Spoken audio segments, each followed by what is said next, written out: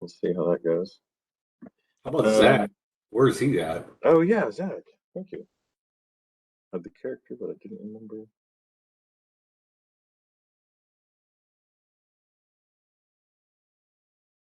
I have my food in the oven. What you Let's see. making? You don't want to know, Vic. Bunch of shrunken heads. Chili hot dogs. Chili dogs. Chili dogs is good. I know, but you're vegetarian. I cook steak for my kids, babe. It's all good. Well, How you steak's a doing, lot Ben? better for you than hot dogs. But that was fast, so that was what we're having. Because we already grilled the hot dogs on Saturday, so we're gonna cook some chili and heating up tater tots, and that's what we're having. That makes sense. I'm going to open my chat deal just in case Victor all of a sudden asks us to roll initiative while we're waiting for people. No, I'm just chilling out. Yeah, right. Cool. Roll initiative for chilling out. I forgot.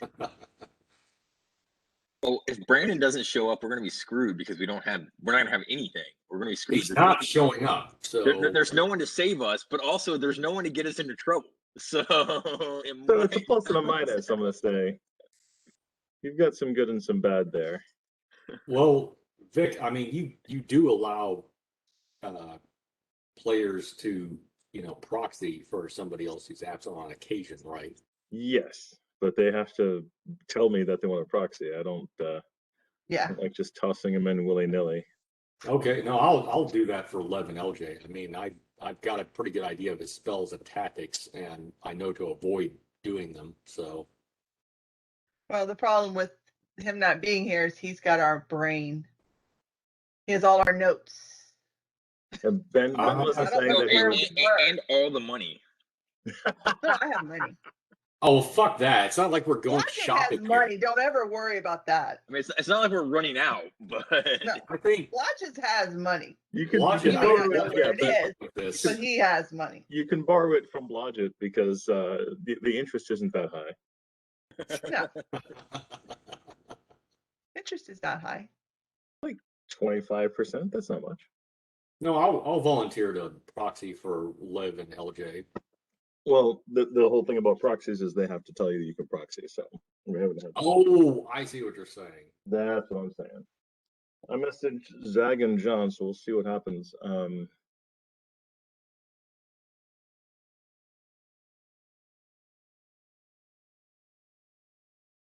I am more than happy to go ahead and start.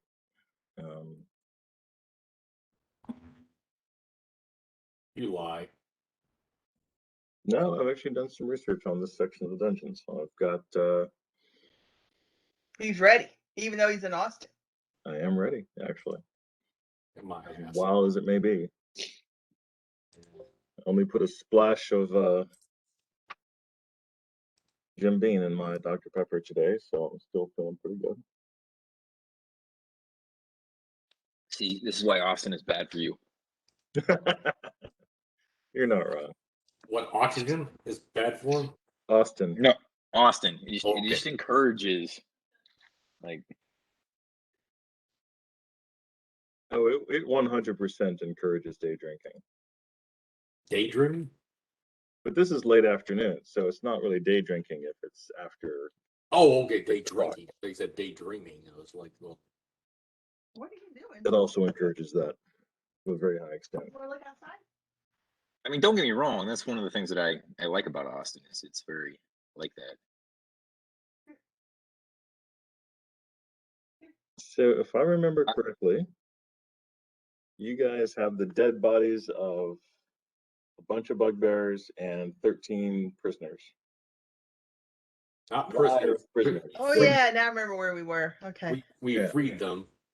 Yes. By the way, Bash, I would suggest that we feed them and we'll heal them up and feed them and stuff a little bit before we question them too much because they're in shock from all the bugbears and then our menagerie coming along and kicking the shit out of them in a lot of different ways that they haven't seen before is probably, that's going to put the zap on anybody's head. Just a thought. I 100%. No, I 100% agree. Okay. Like I'm totally cool with that. That makes total sense. I just think that before we kick them to the curb, we should see what they know, if anything, and they may know nothing. I also don't know where they're going to go. Like that's another. I think legitimate. Actually, Zag did specify what he could do. Right. And I agree with what Brandon said. He said, we can't babysit or protect them or whatever throughout this entire Underdark. There's no way in hell. It's not doing them a favor. So I suggest we get them healed up, food and water, give them a bit of gold, the gold from the bugbears. Also, the bugbears' weapons, like their axes, daggers, not just to defend themselves, but just as tools so that where they go, they can do something. Like having a dagger is a very useful thing for a lot of reasons, or an axe or whatever. So maybe give them a And you can actually feed them. What food are you going to feed them besides the bugbears? Not the bugbears. I don't know if Which is not a bad idea. I mean, you could some roasted bugbear meat's pretty decent, actually. If you say so. Do I make a survival roll? And because Froderick would probably know what roasted bugbear, if that was good eating or not. He actually does. It's pretty horrible. It's pretty okay. Now let's make them some. There's create water and fresh water and food as a clerical spell, and Zag sounded like he was going to do that. Somebody said that. No, Zag could do a. Sorry, Blas could do a create food and water. Blas, okay, Blas. That's what I meant. Yeah. Oh, hey, there's John. Excellent. And then I said. Go ahead.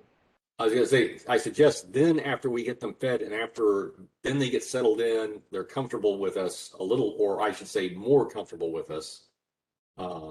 Then Bash, just kind of conversationally ask them what the hell's up, where they came from, whatever you want to ask them. Just kind of, let's just arise organically. They'll be more relaxed and in a more positive state after they're fed and see that we're friendly. Just as a positive bonus to a diplomacy check. Just a thought.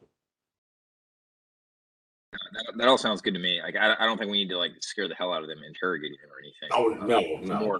It's more a curiosity thing of if they have anything that's useful or not. Again, they may totally be useless. All right, so you guys feed and water the prisoners after freeing them. John, reminder, basically, we're starting back off where you were last time. You've got Yep. a bunch of prisoners and a bunch of dead bugbears in the room. You've opted against feeding the bugbears to the prisoners. They are in awe of John's mustache and begin to deify it and bow down to it. Who isn't, though? Who isn't? Carlos's mustache is pretty epic. It is legendary. The prisoners, having been fed and watered, tell you that they are from the city of Daggerfall. Oh my! Are you fucking kidding me, man? Okay. All right, I'm writing this down. Sure. It's a small. It's not a city. I guess it's a small town, just north of the city-state of the Invincible Overlord. And they ask if you were sent here by His Majesty the King to save them, as they all knew they would be saved by their king because he loves them so much. Sure. It was implied more than explicitly said, but yeah, something like that. And by the way, have you guys heard of Oblivion or Skyrim? Just throw that in there. Do you know Khajiit the Liar? Yeah. That's my Equalizer. He's a dude, man. He's one of our favorite dudes. His name is Khajiit, not cat shit.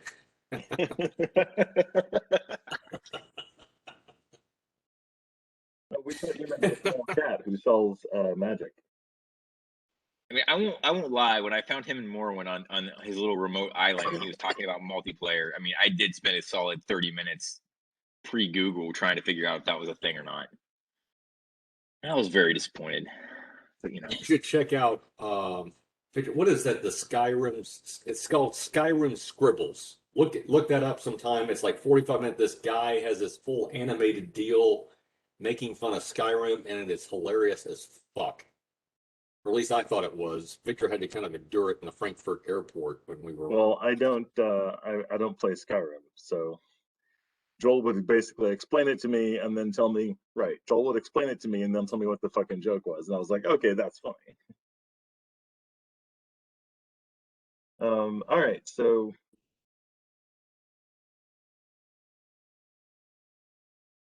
yeah, the prisoners accept graciously the food, water, and weapons.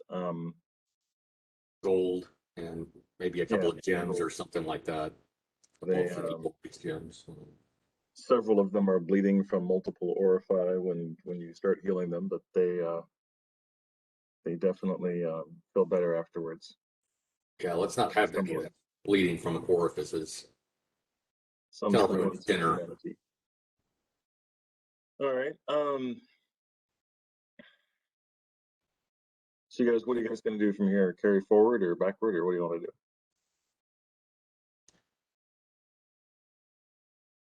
I had a favor to ask of you guys, or whoever's the magic users. I wanted to figure out why my initiative bonus is fucking gone. Kind of considerable and annoying. I've got It's an issue. Well, what I thought of doing is just basically have after Blas sends the freed prisoners away, because I don't want them to see this. Okay, Done.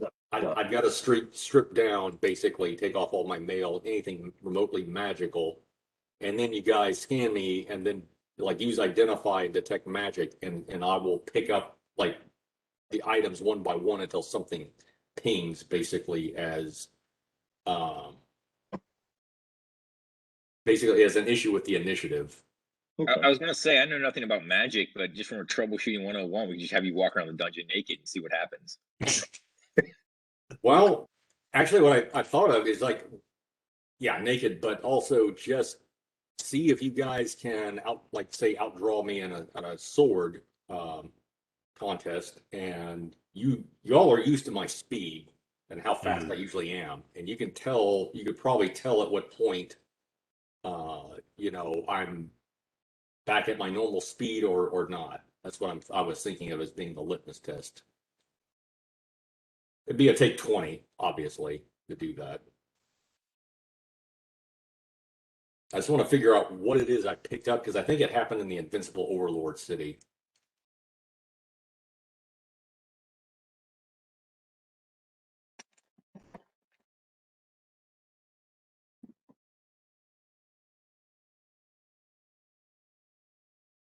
For clarification's sake, I meant to tell you this last time.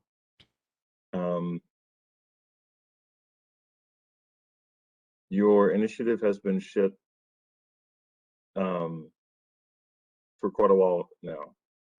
I didn't accommodate the initiative until the Invincible Overlord City. Mm-hmm. But the problem predates that. Okay. How about the black sword from the dwarves? I feel like it goes back farther than that. I feel like it goes back to the elves, or possibly even that original dungeon with the crows or the ravens or whatever. That far back? I I feel like there was something said about something that you did that was just weird, and then we just kind of went by it. I can't remember what it was. Like it wasn't a big deal at the time. Okay, well, I'm not saying you're wrong. I could be wrong. But we should get to the bottom of it. Since we have a smaller party, we should probably do it sooner rather than later. Just my thought on it.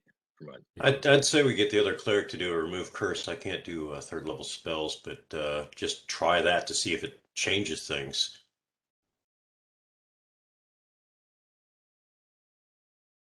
I can also try meditating. naked and I've got some holy water or something like that, cleanse myself and just see what happens. That's another possibility. Okay, just for clarification on how a remove curse works. A remove curse has to be focused upon an item or person. Like if a person is carrying a cursed item and you just cast remove curse on the person, nothing happens. That's okay. That's why I say let's try to filter out to see if it's not an item first, and then see if it's me. Okay, so what you were saying, Joel, is that you're gonna take off all of your weapons and armor, and then have them detect magic on you. Yeah, and then identify if I mean whatever Lev or Blas might do, and also possibly Garlus, John's character. Okay, well, so the detect magic shows that nothing on you is magical once all of your arms and armor, all of your known magic items. Okay. I'm gonna assume that that's what you meant, like any rings or amulets or what have you that you're carrying. Okay. All right. Start putting it back on. Yeah, so you put those. Yeah, start putting it back on a bit by bit until something registers, basically, on the detect magic. As far as, or I can do. No, go with that. Go with that. Okay. So, I can tell you that nothing that you do not already believe is magical registers as magical. So there's nothing you're carrying that you haven't written down as a magical item that is currently met. The only things that on you that are magic are the things that you already know that you have that are magic. Okay. That's what the process reveals. Then how about the most recent items I've picked up? Like say the Black Sword, anything that I got from the City of Invincible Overlord, whatever, I'm trying to think of anything else. I'd have to go through the list. Remind me about the Black Sword. I honestly do not remember. That was from the dwarves. They sold it basically. It's +3 versus Underdark. Right. I remember that one now. Okay, that's probably not it. Black Fang, the Black Short Sword, +1 normally, +2 when held by a dwarf, +3 versus Underdark creatures. Yep. Yeah, that shows as magical. It does. Is there a difference between in my speed when I have it armed or not? That would be the thing that I could test without magic. Does that make sense? That does make sense. And no, there is no noticeable difference.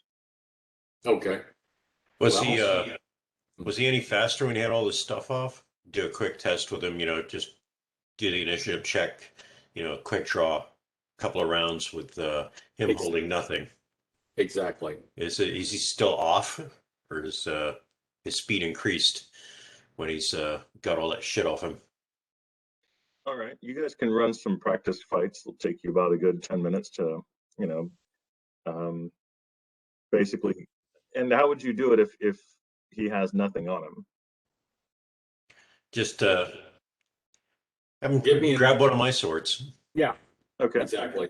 So you take one of Garlos's swords. You practice fighting for a bit. Like we'll give you a good 10 minutes to play around. Yeah, as far as you can tell, your initiative is what it normally should be. Okay, so my initiative is okay. As is your dexterity, as all of your other features. Okay, then there is an item I have that is slowing me down. Okay, Vic, what we'll do is we'll have him start putting his gear back on one piece at a time. After he puts on one piece, then we'll do the initiative check and go from there and find out what changes his initiative, by just adding one bit at a time. We've got time for this. It's important enough. Garlos, you have enough knowledge. Give me a knowledge check. If you have any knowledge checks of magic or a spellcraft check. I've got a good spellcraft. Let me check it. Thank you, John Garlos, by the way. Yes. Regardless. Start.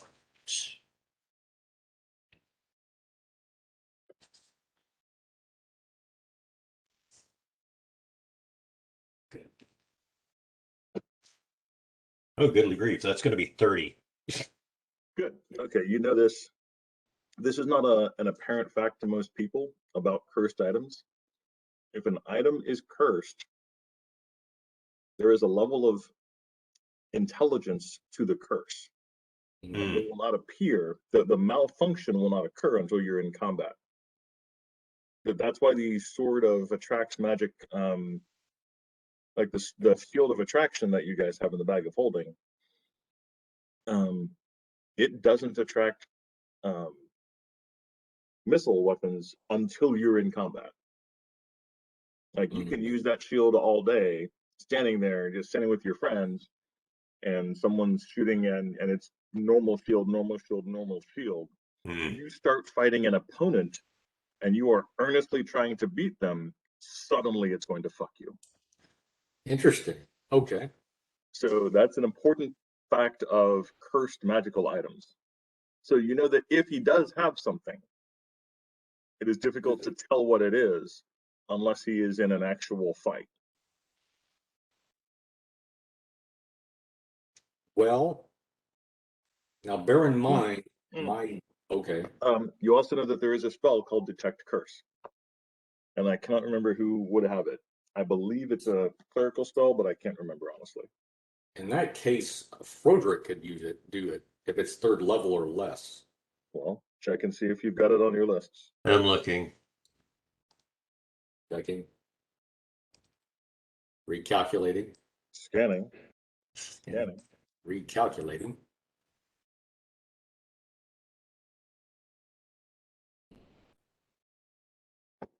Maybe there's not. What the hell? Oh, here we go. Found it. Well, that opened mighty big. Okay.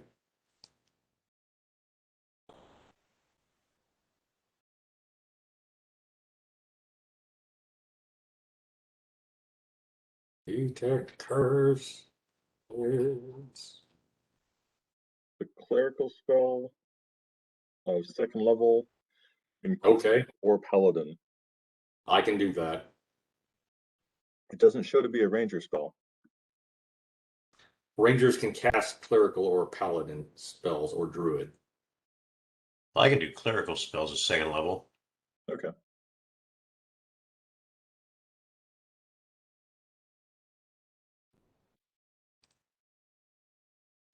I'll have to do the sit-down routine to change out one of my slots to pull it off, though. Yes. I guess we'll do that, and then I'll, when he's geared up, I'll do Detect Curse.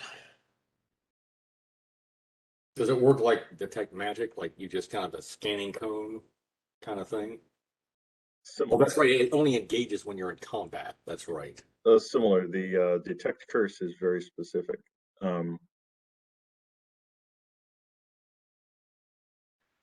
John, check my bow first. Well, one of them anyway. Okay. What's the specs on the spell? How many items can I go over the course of its duration?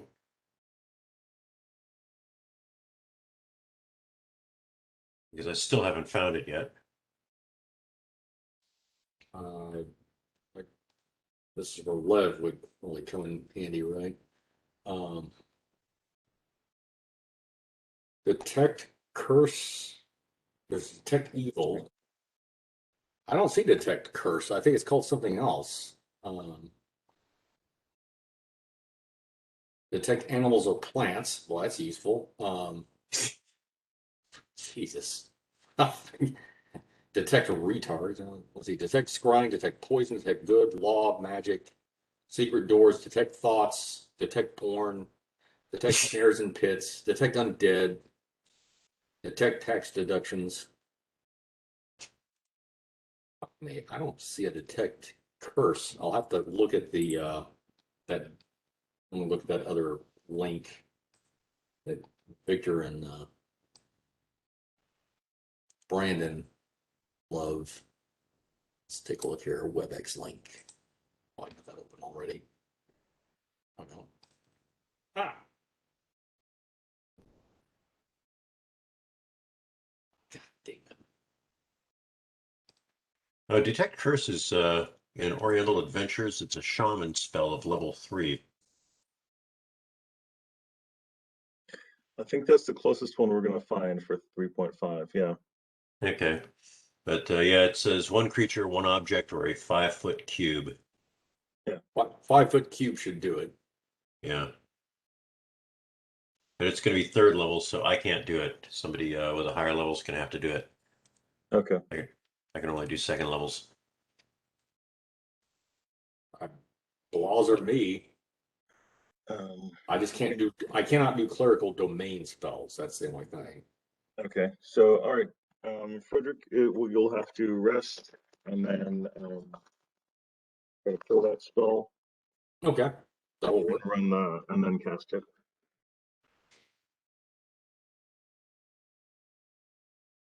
Yeah. Well, given that I have my initiative is like +10, that's a pretty noticeable speed Yeah. deficit.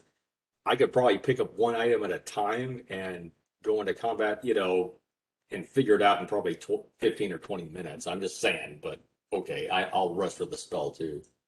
I want to know the nature of this thing.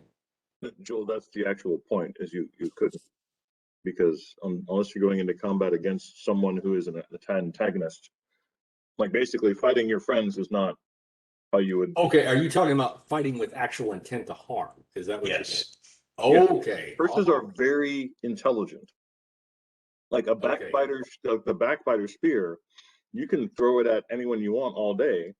The moment in which you're in combat intending to harm and kill someone with it, it will turn around and hit you in the back. Oh, so obviously it won't work against dead bugbears. Right. Because it's smart. Yeah. Okay. All right. So All right, there is a ring that you're wearing that appears to have a curse upon it. Okay. It is And your ring of cat's grace.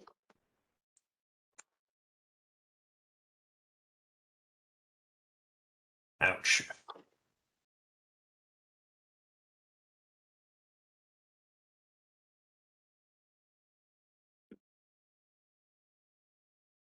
Victor, I'm gonna have to make an alignment check on my dungeon master. Sure. Or Go for okay. Yeah, okay. That thing got picked up a long time ago. Okay, and it actually Specifically. went to my initiative. Very specifically, it got picked up in the 3rd level of the fire giant dungeon. And after putting it on was the moment when Ben is talking about where you were firing an arrow and you missed and you should have hit.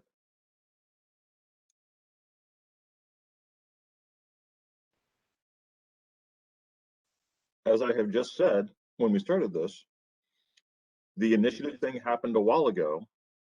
I did not accommodate for it. That's what I was trying to tell you. Okay.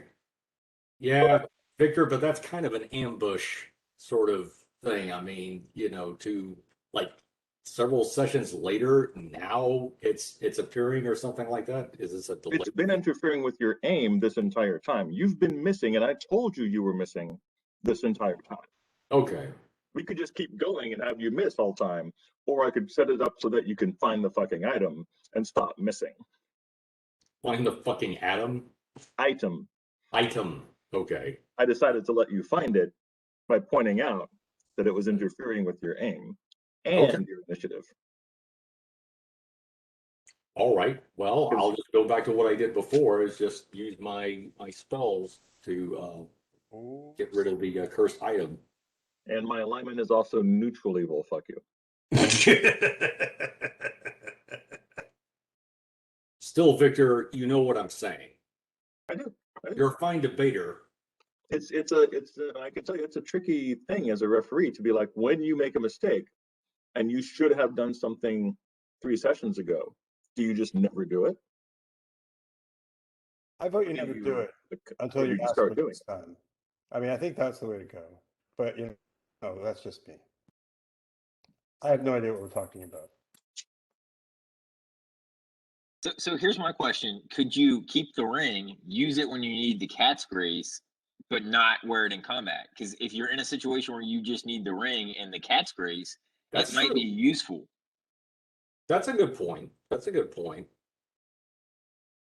Honestly, I'd say ditch it because it is cursed and they tend to stick to you like glue. Unless it's fused to your finger when you try and take it off. I mean, that happens. I know which finger I'm going to wear it on from now on if I do. I mean, I would wear it on my finger and not like my cock or anything, just in case. But That would be a bad idea, actually, in so many ways. I mean, it would fit, but you would be going into the wrong hole all the time. Okay. Ear fuck, ear fuck.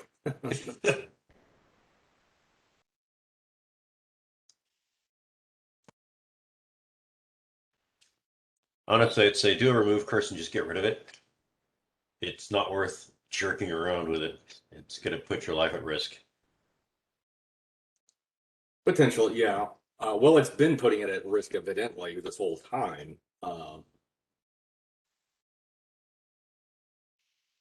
So, I mean, by that logic, just never go in a dungeon again.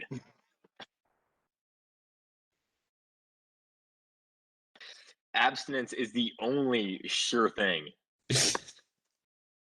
True that. No, it isn't. Look at these poor victims here. They didn't go in a dungeon willingly. They ended up getting dragged into it. There you go. No, that's true. That's true. okay, well, gentlemen, thank you for helping me to find that and so forth. All right, you have detected that the ring of cat's grace that you wear is cursed. What do you do with it? Is it going to need to remove curse to actually end the effects, or does he simply just take it off?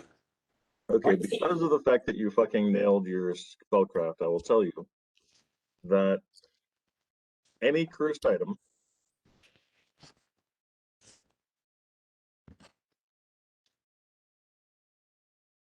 yeah, I missed that. Any cursed item, once it is activated, is impossible to actually get rid of unless you cast a remove curse. When you cast remove curse, all you can do is get rid of it. Okay. So if you were to cast remove curse and keep it on his person, Yeah, that's it not would end up back on his finger. attached. Yeah, I get it. Yeah, Okay. get rid of it. Do the All right. remove curse and get rid of it. Okay, that sounds fine. I have a remove curse. Does anybody else? I think it's a 4th level spell at least, right? I think it's level third. spell. Do you need me to remove curse, or do you have it? I'd feel I better if can't you do it. did it, Zag. Yeah. I know they're gonna need yours. So all right, so Zag, Bash, Blaz, fuck. You cast remove curse. Hey, look, you can call me Bash and you can call me Blaz, but don't call me fuck because that's just rude. I mean, really, Victor, come on. Not as rude as the other things I've called you. All right. I mean, I'll be back in a moment. circumstances where that might be okay, but they're All right. So the remove curse allows you to take the ring off without fear of it suddenly appearing back on your hand. What do you do with it? The thing to do would be if you want to get rid of it, to throw it in the I guess fire leave- volcano. that pool of water, I would put it because that's how you cleanse it. Like in actual metaphysics, you cleanse it with salt, or you put it out in the sunlight, or put it in running water, Right. or bury it. That's another one. Earth it, like ground it out. Which one of those do you want to do? I will bury it in the mud of that pool. Okay. All right. The ring thus buried troubles you no further. Thank you. And actually, I'm impressed I did as well as I did with a cursed ring on me. So was I. So was I. Okay. You have freed the prisoners to give them food, water, and weapons. The bugbears are still lying around. Their corpses are not yet beginning to smell. They're just freshly dead, so you're fine. What do you guys want to do now? I want to check my compass, Victor, and see if it actually works in the Underdark consistently. Does it point to a north of any kind, or does it just fucking spin? I'm just curious. It works intermittently. If you leave it alone long enough, it ends up on north. But Okay. once you pick it up and move it around, it starts to go a little crazy. Okay. Good answer. Is there still an ice storm going on on that northern alcove? Negative. Has anything come through that hallway? No, on the northern alcove, and I apologize for using this map that makes it appear as if there's stuff up there. There's nothing up there. Have we searched for a secret door? Yeah. Okay. Then I suggest we move to the east. Yes. Yeah, continue on our journey is basically what you're saying. Yeah. Go to where we have not. Let's roll. Okay. That sounds good to me. Let's go. What's your party order?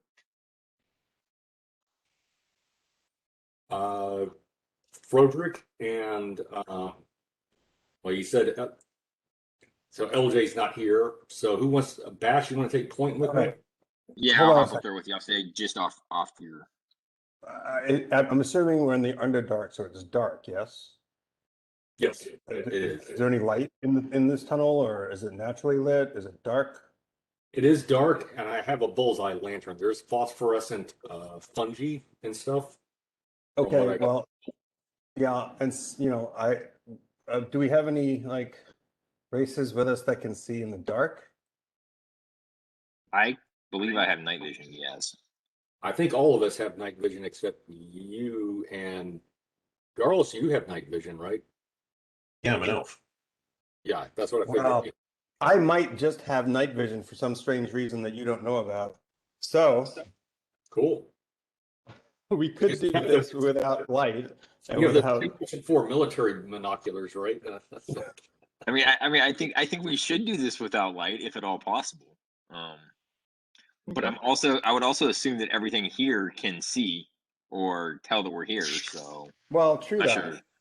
So we might want the light at the ready to blind them, but if we can do this without lanterns and such, then that's great, and I'll take up the rear. All right. You can be in front of me, and I'll make sure you don't fall down.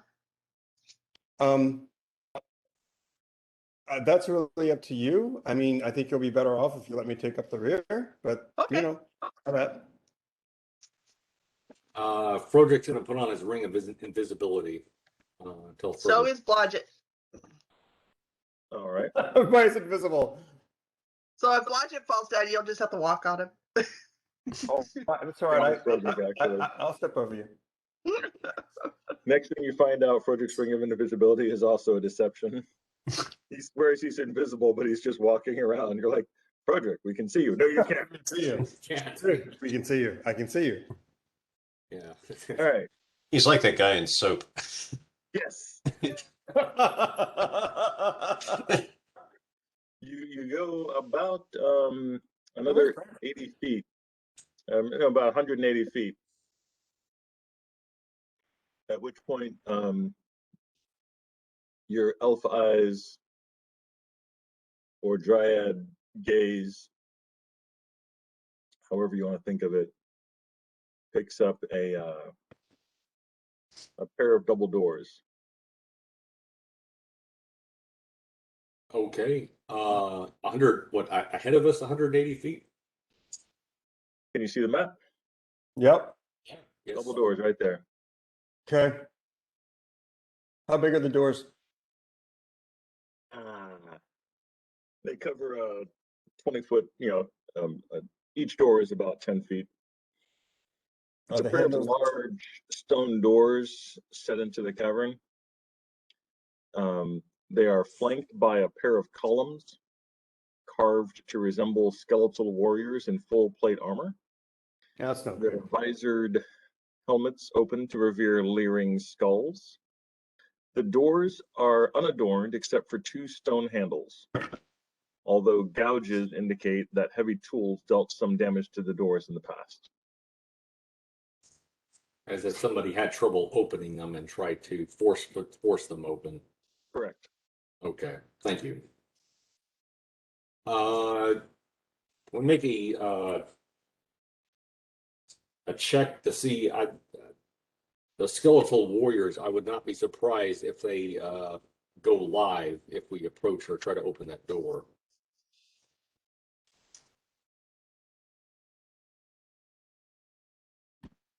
What do you guys want to do?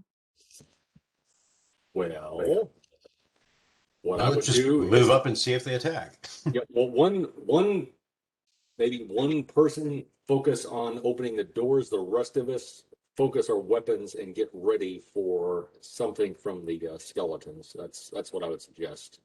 Garlos, you said it. Did you want to move up and see if they attack? Actually, I'm going to pause. Not prone to charging. And say, okay, which one of us is going to play bait for this? I suggest 2 things. I suggest let me first detect undead, and then if I don't detect undead, I suggest we let the thief go up and check to see if there's any traps on this door that we need to worry about, seeing as how he's invisible. Budget says I'm on it. All right, Roderick's so let me detect undead first. What is Okay, the go range ahead. on detect undead, please, sir? I don't freaking know that, Victor. It's like, how would I know that? Here, I have That's the my gnosis. Oh, quit bitching. Here, hold on just a How minute. would I You're know casting a that? spell. So you think I just If we like don't have Brandon around, no one knows the stats on anything. I understand. right? Totally, dude. I mean, what the hell happened? Victor, shut the fuck up. I mean, God. It's first level spell. I'm not It's wrong. 60 feet, Victor. 60 60 feet. feet. 60 feet. All right. The skeletons, you detect no undead. Sorry. You detect no undead in a 60-foot cone ahead of you. All right, so this spell lasts for like 10 minutes, right? So so any undead that comes our way in the next 10 Cool. minutes. Anyway. So yeah, go for it, Bludget. There. I'm knocking my bow anyway. All right. Bow knocked. Blodgett goes forward to do what? Budget's got to search for traps. All right. Mm-hmm. Roll them, search them. Oh, good. 27. Would you roll like a 5? I rolled a 7. You were So close. I was going, oh no. Oh no. Close. And to open the door, a 22. Because I rolled a 4. Remember the +2 Thank you for rolling pre-rolling the open door. You detect open no lock. traps. So Blodgett, you detect no traps, but you do figure out that on the other side of the doors, there is a length of chain wrapped around the handles. Okay. Oh, So I can joined with a unlock good- it, but I can't open it. and joined with a good quality padlock. You attempt to unlock that. Basically, you're trying to unlock a padlock through a door with just a tiny little slit in the middle. And yeah, you cannot successfully get it unlocked. Want to borrow my ring of stone melding and just kind of go through the wall and then unlock it? Well, if you can go through the wall, you can just rip it apart. use a magic sawzall. Is the Oh, I door see. wood? No, the doors are stone. Hmm. Oh, yeah, couldn't you just like, Just melt the door? Stone to mud. What Well, are I- the hinges made out of? Can we just melt the hinges? I was saying have a ring of stone melding, so we could just have, you know, Melt the door. no, melding, not melting. Oh. You can become one with the stone and then come out on the other side. One with the stone. Yes. Get stoned. Hey, So Garlus, that ring would allow you to become one. It would allow you to basically pass through the door. It would take you 2 rounds, a round to meld in with the stone and a round to get Yeah. on the other side. You want to borrow it, Blodgett? You're a better thief than I am. Yeah, my only issue with that is that puts Blodgett on the other side of a locked door from us. yeah, But I'm What could go invisible. wrong? I'm not sure if I like that idea. There's that. let's think about this for a sec. Quick, let's Let's take have 20 more. minutes to open a door. I'm not Okay, listening at the door. All right, Blodgett, Okay. give me a listen check, please. there you go. I got 31. All right, it is as quiet as the grave. No, it's either something dead over there that's not making any noise, or there's nothing over there. Right. Okay, what about the padlock? I thought you had some. You can pick. It's on the locks. other side of the door. Oh, the Right. padlock. Blodgett is trying to unlock I a was trying to padlock on the other- unlock it from this side. It is exactly as difficult as you're hearing. Trying to unlock a padlock on the other side of a door. Oh, it's okay. I see what you're saying. Okay, all right. So yeah, that's why I if was going Blodgett through had- like a little sliver trying to get that thing in there. In that case, Blodgett, get your ass out there. Blodgett says, "Okay, but you know, I'm the only one that's got money in this party." Well, leave the money here before you go through the door, because going through the door is No, going to be a that terrible works. idea. Put us in your will, okay?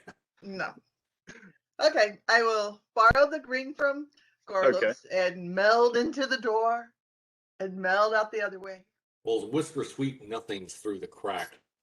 I'll just be quiet so More that than they Jesus. over there you don't hear Be me. more than Jesus.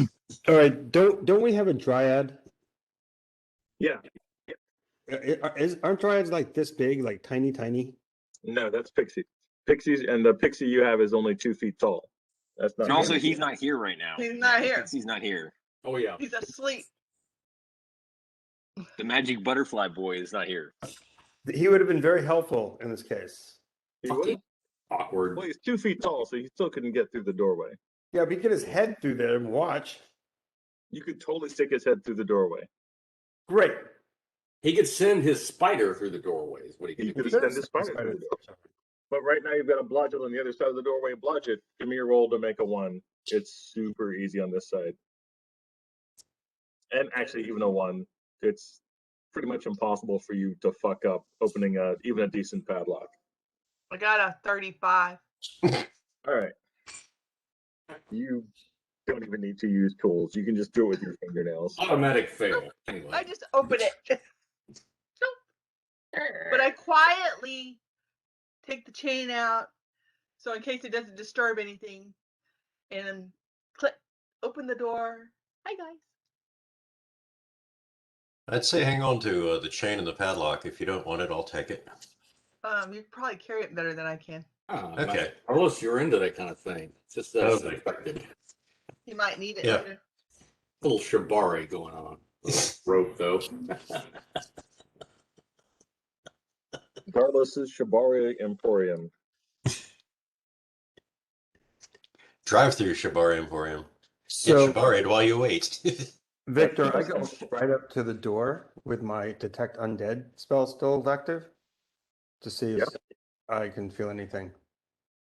You feel no undead, Okay. and yet you're looking at 5 dead bodies on the ground. Well, That's not undead. That's just dead. it's not undead. That's just dead.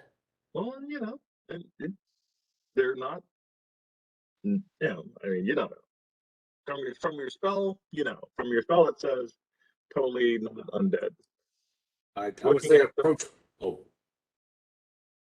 approach with caution. Approach with caution. All right, probably a good idea. Yeah, Frodrick. Oh. Still not. How long is that As he chain, Vic? moves forward, is he's going to start stabbing them. Who is? Well, desecrating the undead is, or the dead is kind of evil. So let's. So Bash goes forward and starts stabbing him. Is that what you said? Yes, just like slowly with the party, like not in a hurry, and not grotesquely, but just to make sure they're dead. Okay. With as None much of the respect dead- as I can stab a dead corpse, like. All right. You have, I'll describe this area here. So you've got another, sorry, a 10-foot hallway, 10-foot wide hallway of stone runs back into the hillside, or back down here as far as you can see. Well, you can see it goes. Sorry, I guess the doors took up 10 feet, not 20 feet. Goes back a good 80 feet and then turns to the right. Right in front of you, there are 5 dead drow, 2 female and 3 male. They line the mouth of the tunnel. They've been stripped of arms and armor, but each still wears a black tabard emblazoned with the silver spiderweb insignia. The air here smells strongly of death. How long have they been dead approximately? Days, hours? You examine them, and you can tell. So Frederick comes over and examines them. Frodrick, the Knoll, medical examiner.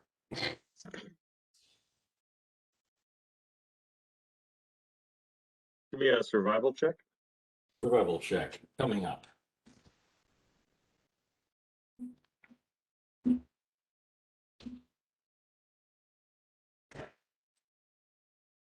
Very good. Survival check is 14 plus. Where's my survival? 14 plus 9. 23. All right. They've been dead for about 4 days, maybe 3 to 4 days.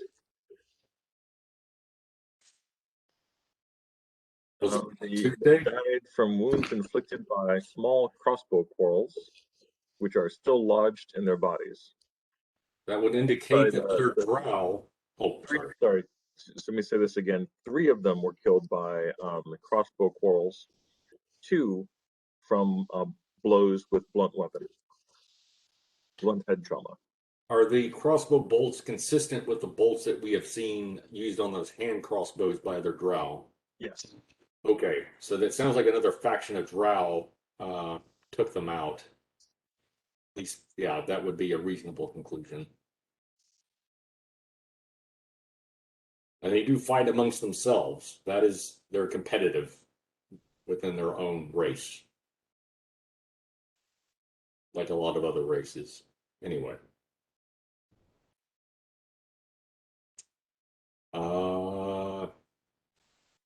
Do we hear anything or see anything further down the corridor? No, the area is completely quiet, besides the giant 20-foot smiley face. Okay. Check the ceiling and there's a door there, it looks like. Correct, there is a door. The door is not ajar, it is just a door. Very funny. Thank you. Yes. How about listen at the door? All right, give me a listen check. Listen check is, yep. Listen check is pretty good too. 25. No noise is heard.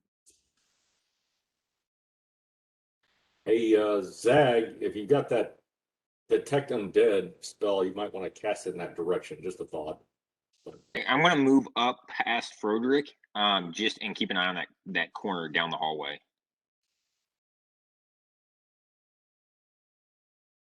Not that far, not that far. Just past him so I can see. So if he's listening to the door, I don't. Okay. Yeah, you're able to keep an eye on that side of the hallway. Meanwhile, Frederick hears nothing from the door. The door does not appear to be locked. Master Garlos, would you do the honors of opening the door and does it open in or out into the corridor? It opens outward, so it opens into the room. Okay, yeah, I can open the bloody door. Okay, you open the door. Frederick will stand by with his bow. And anyone else who wants to back me or flank me is welcome. Okay.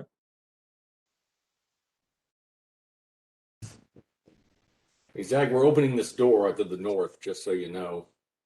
There's a door on the north? Yeah, correct. Okay, well, I'm hanging back by the double doors. I'm sort of not letting them close behind us. Okay, sounds good. All right. I think that's where you have me. Yes, that is where I have you. And actually, I guess your men-at-arms will be back with near Frederick, who he's carrying a torch for when needed. Frederick steps back a little bit as Garrulus opens the door, so I've got a wider view. All right. You see. Ta-ta-ta! Da da da. A very confused room. Um,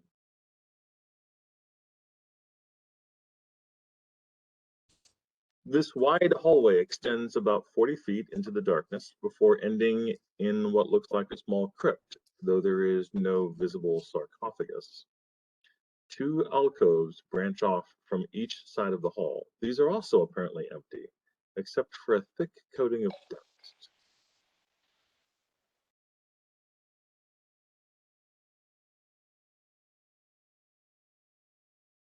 A thick coating of what? Dust, sorry, dust. Oh, dust. Master Blaz, could you do a cone sweep of the if your detect undead is still active of the Well, I can only detect 60 feet, so I would have to leave these double doors. So, Victor, what is the floor made of? Stone. Stone? It Dirt? can be lava if you want to pretend the floor is lava. I just the actual floor is I'm stone. trying to figure out if I can stick a spike into the floor to make sure that the door doesn't like Yeah, you can. goes behind us. Okay. I've got a crowbar too. I know where some Yeah, I just- bugbears are. You can stick I mean, in I the can door. walk up and hold and stand in front of the door so it doesn't No, like no, I just want to make sure that the two double doors don't close behind us because I have a do. feeling it's a trap. But I I think know you're where right. some bugbear bodies are. We can stick in there. Oh, there you go. Yeah, we'll Okay. drag one of the bodies over and stick it into the doorway. We can do that because it's a useful tool. We're not abusing the body. We're using can do it it. for a reason other than You're not sex. animating dead. Right. Not talking to it, not having sex with it, just using mean, it a as a little bit. door block. A little bit. A little bit what? I'm not having sex with it. All right, so you take the body of the bugbear, bring it over, and put it between the double doors. It fits perfectly. The doors do not close as a result. So I walk up to the doorway of this crypt area and I detect 60 feet in to see if there's any. You've undead. got about 5 minutes left on your detect undead spell, Uh-huh. and yeah, you detect no undead. Okay. All right. I So, will. Oh gosh. go ahead. I was gonna say Frederick will take point and go inside. Before you do that, I wouldn't mind if Bash were a little bit closer by, just in case. Blodge is like, okay, guys, remember, the door was locked on the inside. They were trying to keep whatever was out there from coming in here. So who did that? The ones that are on the floor now? Or somebody worse? I can't believe the drow would be. They weren't. It wasn't from the bugbears, and we already came from that direction, and we didn't find anything. Right. So I'm just wondering. They weren't worried about what was in here as much as they were worried about what was out there, and we were out there, and the bugbears. What else? Maybe well, they. maybe somebody locked the bug or the drow in there and then ambushed them. Hey, Victor. They didn't the have whole enough. time- the whole time they're debating this, I'm tying a rope to the back of my robe, and I'm gonna walk into the room detecting magic. Okay. Okay. And I want to back up closer to I'm not Frederick detecting where magic. you I'm sorry, detecting undead. That's what I meant. Detecting undead. Okay. You successfully detect no undead all the way inside. And nothing has like killed me or come at me or. For a moment, the rope becomes taut, and then you realize it got hung on the doorway next to where Blodgett is. Okay. So a moment of panic. A moment So of I'm panic. pretty secure in the fact that there's no undead that I can detect in this room at this time. That is correct. Great. Sending you a quick message before I walk out of here. Hold on.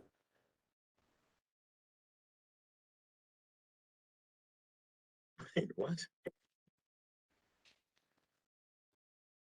That'll teach me for not keeping an eye on chat.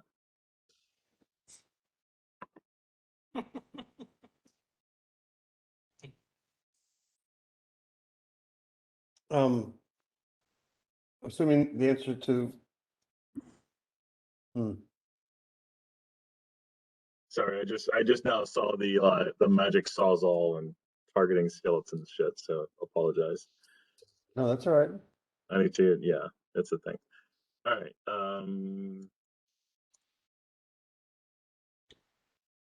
Okay.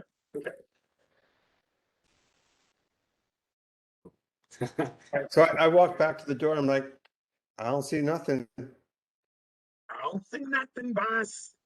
and I go back out into the hallway. Frederick goes in and does a search of the D4 area. Roll check. Roll search Carl- check, please. Carlos will check as well. All right, 2 search checks, please. Search is 23. And Garlis? Only 15. All right, between the two of you, you do not find anything unusual. Why would you put such a big area with nothing in it? To waste their time. No, I think they stripped out what was in it long ago. It's apparently a crypt that's been plundered. Either that or the drow opened it up and whatever was in there killed them and ran off. Blodgett, do you want to check it out? Because a couple of us have gone in there and nothing bad has happened. Just a thought. I respect your opinion. You want me to search for secret doors? What do you want me to look for? Anything. Look for if there was something there and was taken away. Use your skills. I'll just search. Yeah. Okay. 35. If I searched. Okay, yeah, that's the kind of number I'm looking for. That's like the godlike search. Blodgett, you find no unusual doors, secret doors, or hidden items. Blas, your spell has now expired. So was the dust? It had no footprints, right? It was just settled. You noticed no footprints other than your friends. So it's like a closet. Yeah, we find a bunch of brooms and mops and like some 409 and shit. And I of think we course, just no one keep can going, ever. guys. And just remember this room was empty for now. For now. Okay, I guess we can leave it alone and close the door behind us. Okay. I don't see any reason why not, unless somebody else has an idea.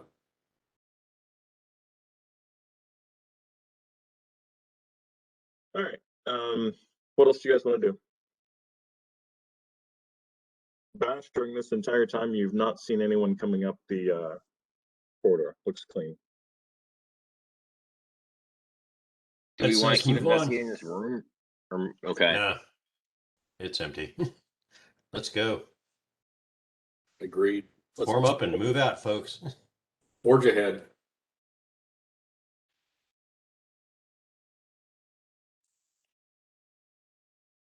We missed it. It wasn't for lack of trying. That's for damn sure.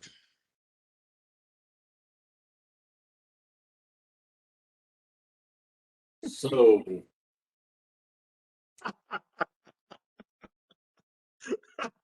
the hell? Nothing. All right. Whatever, man. I can send because Lev is not with us and doesn't have V'ger. I do have Bob the Badger. I can send Bob ahead of us a bit to scout and look around that corner. That's a great idea. Okay, let's do that. And he's going to hug the south wall and peek right around very discreetly. Look down that quarter of the south, or whatever it is to the south.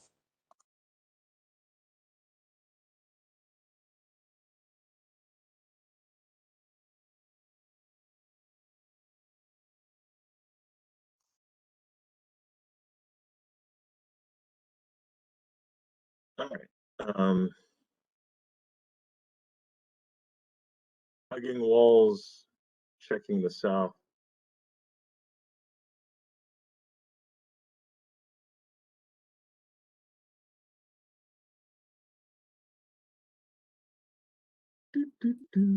Oh wait, hold on. Who's going? Frederick is going doing that? I'm going to be about 30 feet behind him with my bow ready. Not aimed at him, but above him. That's one way to change things up. Sorry, I couldn't find my cursor. It was on the other screen. Happens. It did not want to come over. I mean, I knew where it was, but it did not want to transfer. It drives me nuts. You need a cursor tracker. That's a good idea. Yeah. I keep one around at all times. All right. What I'm doing? I cast detect cursor. No, what they need is a hotkey that you just hit and it bounces it back to the other screen. And there may even be one. I just don't use two screens enough to worry about it. Check cursor. Very Oh, good. that was funny. That was good.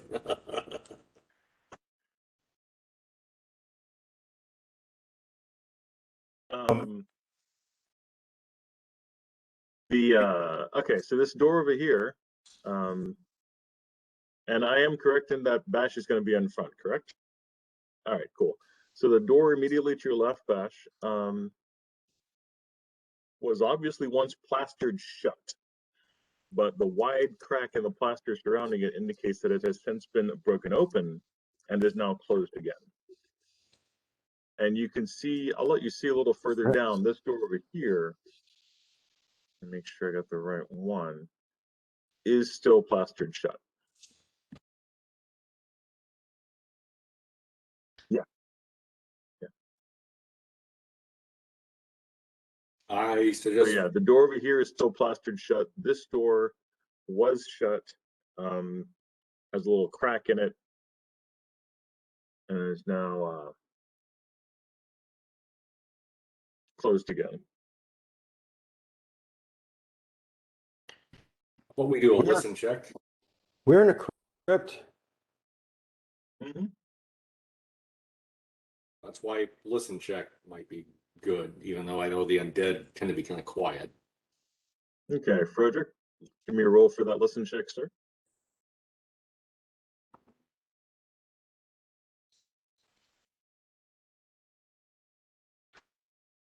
Listen check is 23. Yes. All right. You hear nothing. You are Schultz. You hear nothing. I hear Bash, or sorry, Blas, it looks a lot like a crypt. You are correct, sir. It looks very cryptic. Okay. Victor, I'm going to cast Detect Undead again.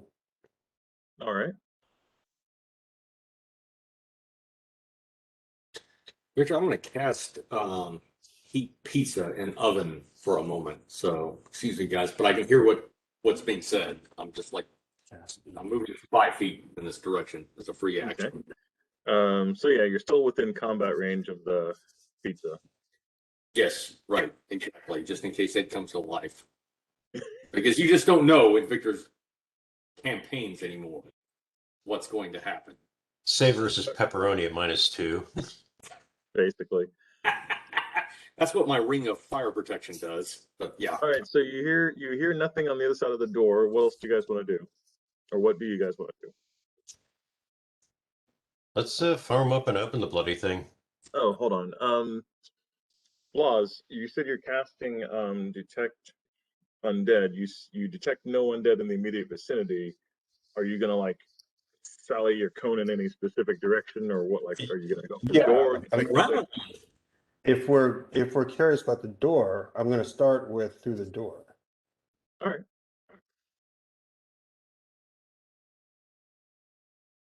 Go up there, cast detect undead. You're scanning, looking around through the door. No undead. Okay.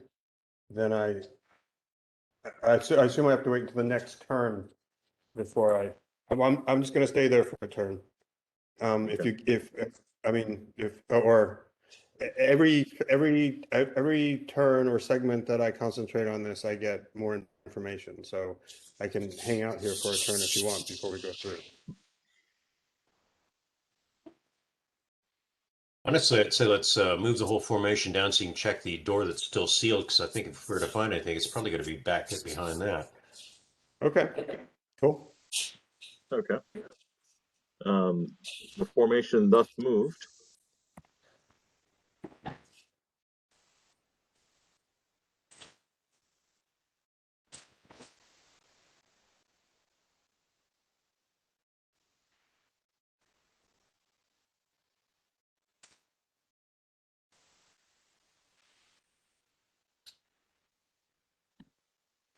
Love you too, buddy.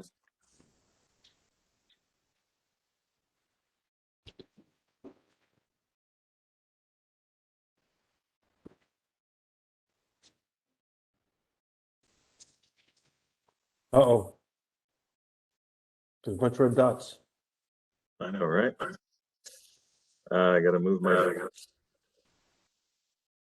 dots, more dots. Damage over time. All right, stop dots. That was just the weirdest, best video ever. Even though I never played World of Warcraft, I could follow it, and it was hilarious. Yep. Watch out for the tail swipe.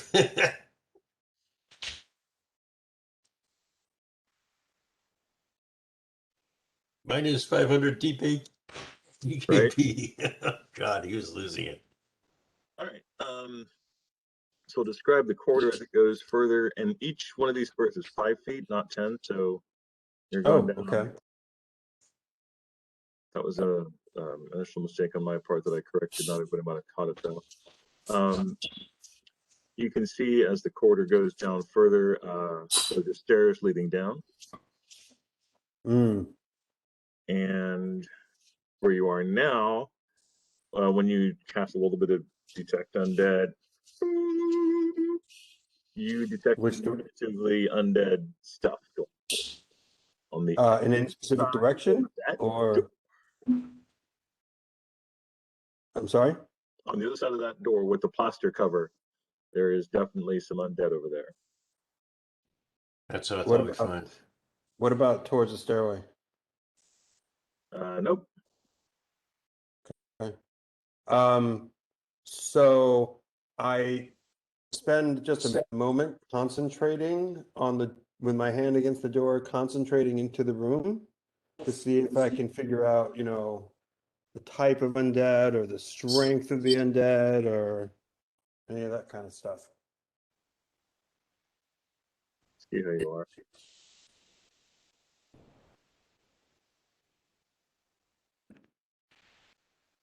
I don't think you get more than quantity out of it. You can. First round, you detect the presence of undead auras. There are definitely undead auras, and it is definitely strong. The second round, you can tell that it feels like pretty much just one, and it's pretty strong. Okay. And the third round, you can definitely detect like the direction. It's definitely other side of the door in a little ways. If you open the door, you could probably get its exact location. Okay. I look back at everybody, I'm like, there's one of them. It's pretty strong. I don't know what it is, but it's definitely undead. And it's about 10 or 20 feet through that door. What do you want to do? Let's clear the unsealed room first, and then we'll come back and deal with this. That way we don't have anything unknown behind us. I That have steals- another. Oh, sorry, John. Yeah, there was an idea I had. Does anybody Okay. have speak with dead? Besides Lev, who is not here? One of his favorite spells. It's a clerical spell, so I don't do that. I was just going to suggest if you spoke with the dead of the drow, that might give us a lot of information. That Which part of I don't do that I do know- you not I heard that. understand? No, I understood it. I understood it. oh my god. Which part of I don't give a fuck, and I'm never going to do an exposition of my idea, do you not understand? So, okay, now that we know where we stand, So it's a third level spell, Frederick. If you can cast third level clerical spells, you could attempt it. yeah, Froderick doesn't like doing it. That's why I was asking you, Zach. But Lev would do it in a heartbeat, but he's not fucking here. So okay. I do it, but I can't do anything that high level. Okay. Oh my god, you guys are the best.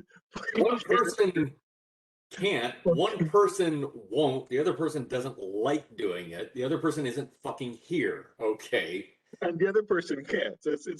You're a great mix. I love you guys. Vic, are you happy? Are you not entertained? Are you not entertained? I am entertained every Tuesday night that we play.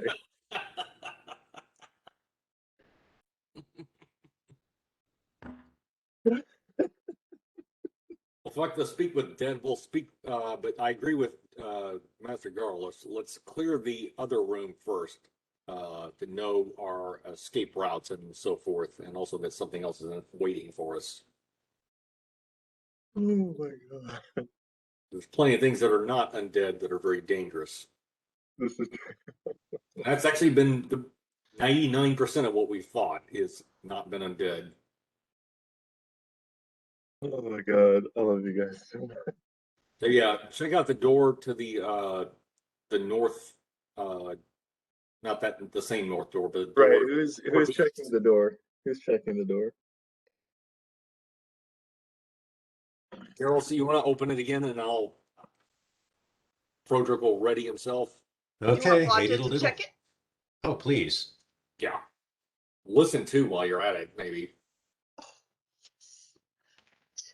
Yeah, what? Yeah, Suzanne, she's so happy. She's the Yes, happiest because girl.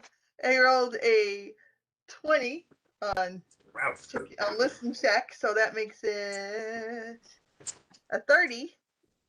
And then so check for the doors unlocked or locked. Okay. You detect no It's trap. quite hot. The door is unlocked. Okay. Okay, guys. It's unlocked. There's no traps, and I didn't hear nothing. Okay, Carlos will open for Frederick. Thank you. One thing you definitely one thing about the door, you definitely saw like clear marks from a chisel, so someone chiseled the plaster away in the past at some point. Yeah, they unsealed it. Yeah. Probably rated. It's probably going to be empty, but it's best to know for sure. All right, and who's going in? You said Garlos? I'm opening the door for Frederick. No, he's staying in a safe on the side of the door. I think as a shield, right? I'll John? go in behind. Yeah. Okay. Yeah, Bash will back me up. And for melee, I've got ranged, obviously. All right. Opening the door, you see a large D. It's like a D on the ground. Is there a and then another D after that? There is actually not. Bash, when you look closely, it just says the number 5 beyond that. Wonder what it means. So actually, I'm not assuming you're going to go in. Let's. Wait, who's going in? Bash, did you say you're going to go in if once he opens the door? Yeah, I'll follow Frederick in, or Frederick in. Yeah, follow me. Yeah, you don't want an arrow in the butt. Oh, so okay. So No, not Frederick's again. going in, Frederick's going in, followed by Bash. Yes. Okay, cool. That makes sense. I'm hanging on the hallway, like halfway in between the two doors with my attention down the stair, with my attention, just, I'm making sure nothing's coming up our rear from any direction. Detect the yellow smiley face. Yeah, as a matter of fact, that's actually a relevant thing. That's a good thing to have. Actually, yeah, it's not smiling. It was kind of like slightly unhappy, kind of like a Mona Lisa unhappy. It is actually. It is. Bash, you're right behind him. Frederick, you're ready to go if anything happens. And as you step into the room, Frederick, a dangerous-looking glyph suddenly becomes visible and flashes bright gold.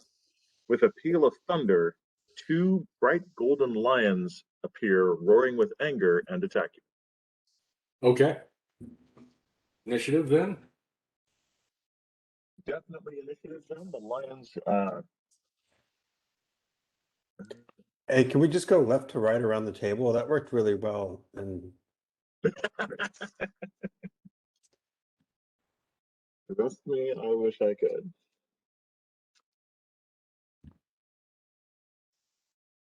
Okay, initiative. yeah. Oh, holy shit. I'm max 20. Fuck yeah. Which is, here we go. See, this is what happens when you take off cursed rings. Yeah, take off a cursed cock ring. Thank you. Yeah. Victor, mine's in the chat. I got 11 total. Chat. Yep. I don't see yours in chat unless Well, you I see it. private. I'm a very private person. 17.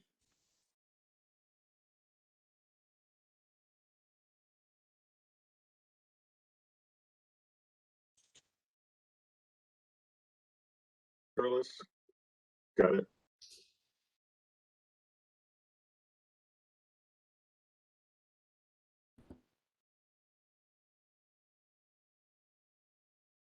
All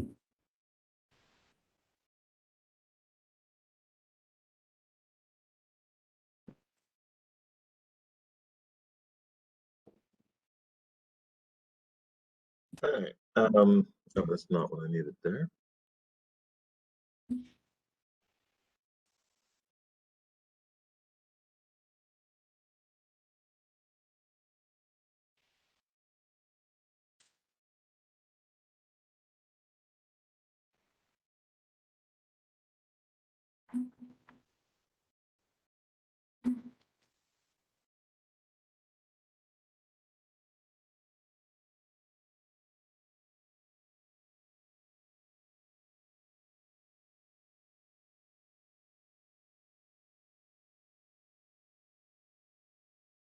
You putting on the beret for the battle?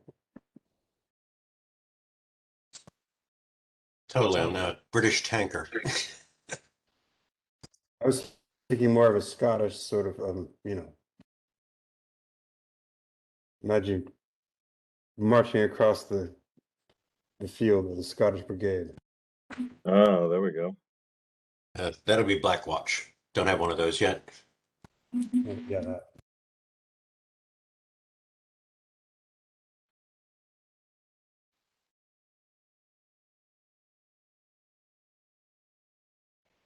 What are we waiting on?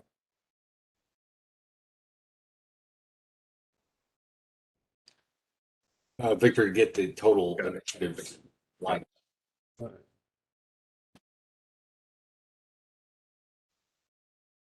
right, surprise round. Frederick, you had an arrow knocked and ready. You can fire those arrows or that batch of arrows, however you want to phrase the words. Okay, one attack then? Or, okay, very good. You have two giant lions coming off in your hip pocket, so choose. I shoot at one of them then, because that's all I can do. Yep. Okay, so that's going to be 35 is the attack roll. That's gonna hit. Roll them, damage them, sir. Okay, rolling damage. And it's at point blank range. So, Victor, by the way, they are not evil outsiders, are they? No, they are not. Okay, I didn't think so.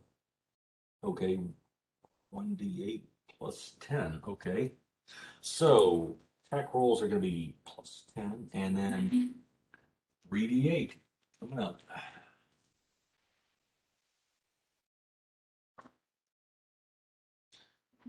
Let's see. So that's 15. 16. Victor, the damage from the arrows are 15, 16, and 18. Thank you. That's what I needed. All right. One of the lions appears fairly well wounded. And what's your armor class, sir? My armor class is going to be 20. Let's see, 23. Why is it split? Let me think here. It's been a little while since I've done this.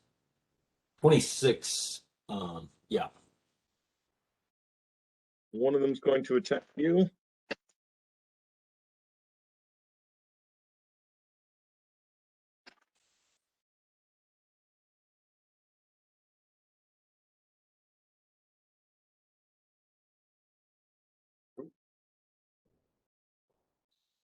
One claw, one bite. Claw, bite, spray. Frederick, 19 points of damage. 19 points. Bash, what is your armor class? Let me double check. I think it's 17 though. You might want to invest in some armor sometime soon. I mean, you might not. I mean, I'm sorry, entertains me. 22, not 17. I'm sorry. I don't know why I was saying 17. 22. And I have armor. I don't know how that works though on my armor class. Like I don't know if that does anything or not. I mean, it says my Well, armor you're a does dryad now, so any armor you had previously wouldn't fit. So you've got to get. Oh, okay. So I'm naked. Okay.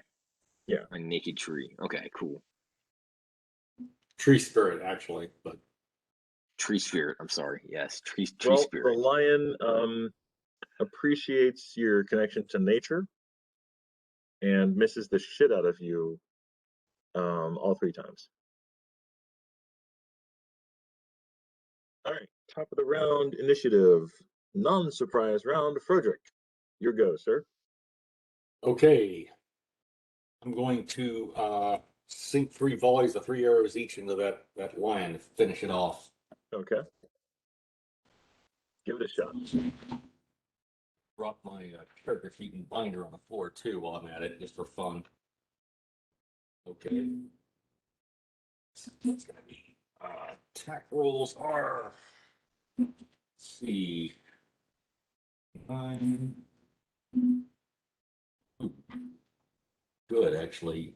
It's 19, 37, and 30, 29, 37, 34. Big. All right. All 3 of those hit. Okay. All right. Well, in that case, at plus 10.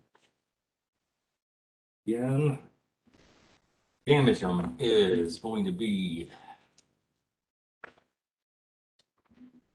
771, so it's going to be 17, 17, 11. Next set. 12, 13, 18. Okay. Is that good enough?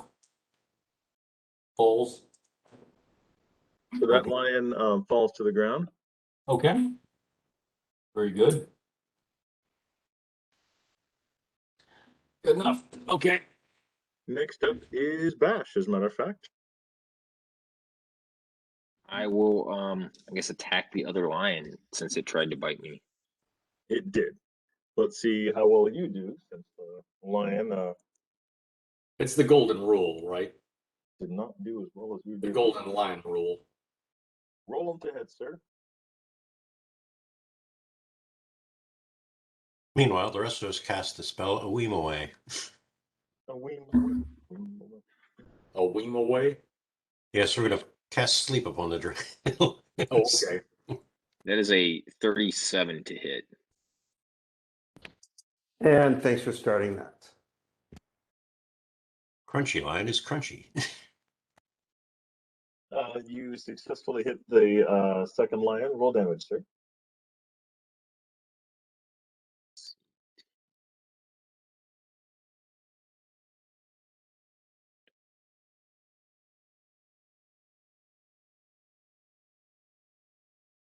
Uh, 24. All right, you hit on your first attack. It does not kill him, however. Do you want to keep attacking or just hit him once and call it a day? Keep I'll, please. yeah, I'll hit him again. All right. Or I'll try to. And cheer goes up. Hit him again. Harder, harder. 30 to hit. That also hits. Roll damage, sir.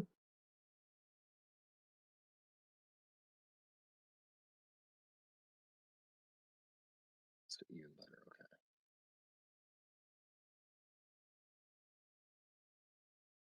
okay. 24.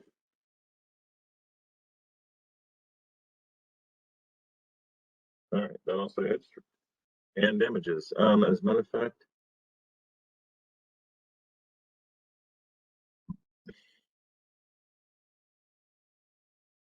that does not kill it, though. You get one more attack, if I remember correctly, unless I'm thoroughly No, mistaken. You get I three attacks. theoretically do. You just don't like 21. taking it? No, I was saying 21 to hit. All right, that also hits. I think it's going to do much.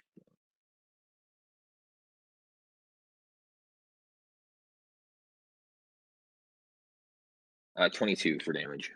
All right, that falls it. The lion falls to the ground, dedicated.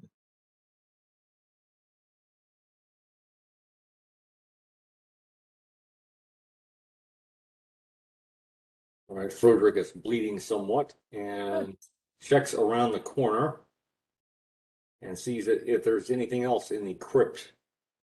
Nothing else appears to be standing around inside the crypt, no. You see inside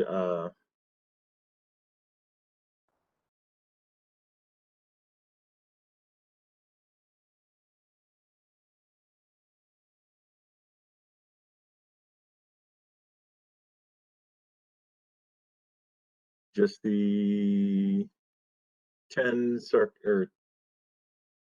10 sarcophagi. Nothing unusual. Just 10, sarcophagi inside the tomb.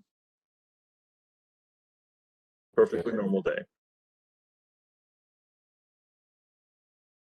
I am going to cast a couple of spells actually before I do anything else. I will put them in there in the chat. Okay.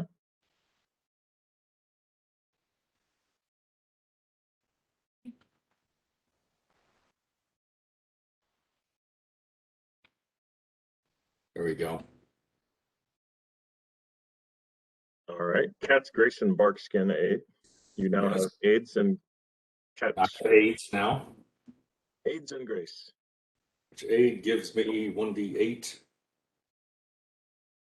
4. Okay, so I get 12 hit points back. That's a temporary, if I'm not mistaken, that's a temporary aid, though. Double check that for me, but I do believe any aid spell is a temporary spell. Let me take a look. I think I think that is correct. Yeah, they do have a duration. Okay. It also gives you a +1 to on attack. Right. Right. So it's an aid. It's helping you. Yeah. It's not the same as a cure spell. Okay. All right. All right. So you have Bark Skin, you have Aid, and you have Cat's Grace. Yes. What do you guys wish to do? Let's get this room searched. All right. Who wants to search the room? Give me a roll, please. Any roll. Let's see here. Level, wow, bonus. Just a 12 for me. Pitiful. I'm just gonna ask the party. Does anybody else like find it suspicious that we just got attacked by 2 random lions? No. No, somebody left a okay. trap for us. Protection spell Okay. for the crypt. Okay. Okay, 12. Got a 30. Okay, Blodgett. I saw that just as you said it. Okay. Blodgett and Garlos go searching in the room. You find nothing dangerous or unusual. The sarcophagus in the center wears a silver necklace set with tombstones. The tombstones. Oh, sorry. Yeah. Sir, no, moonstones. Oh, moonstones. Okay. Yeah. One of them wears a gold ring set with black pearl. And the other one in the far corner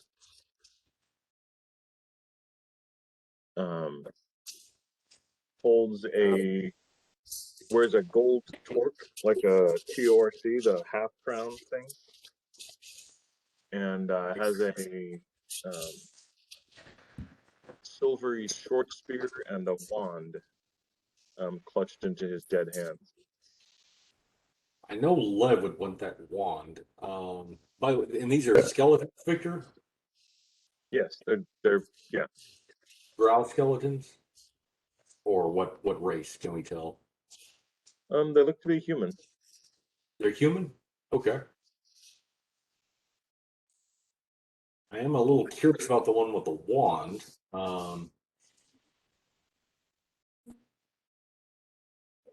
Blodgett doesn't want anything. He starts backing up like, What? yeah.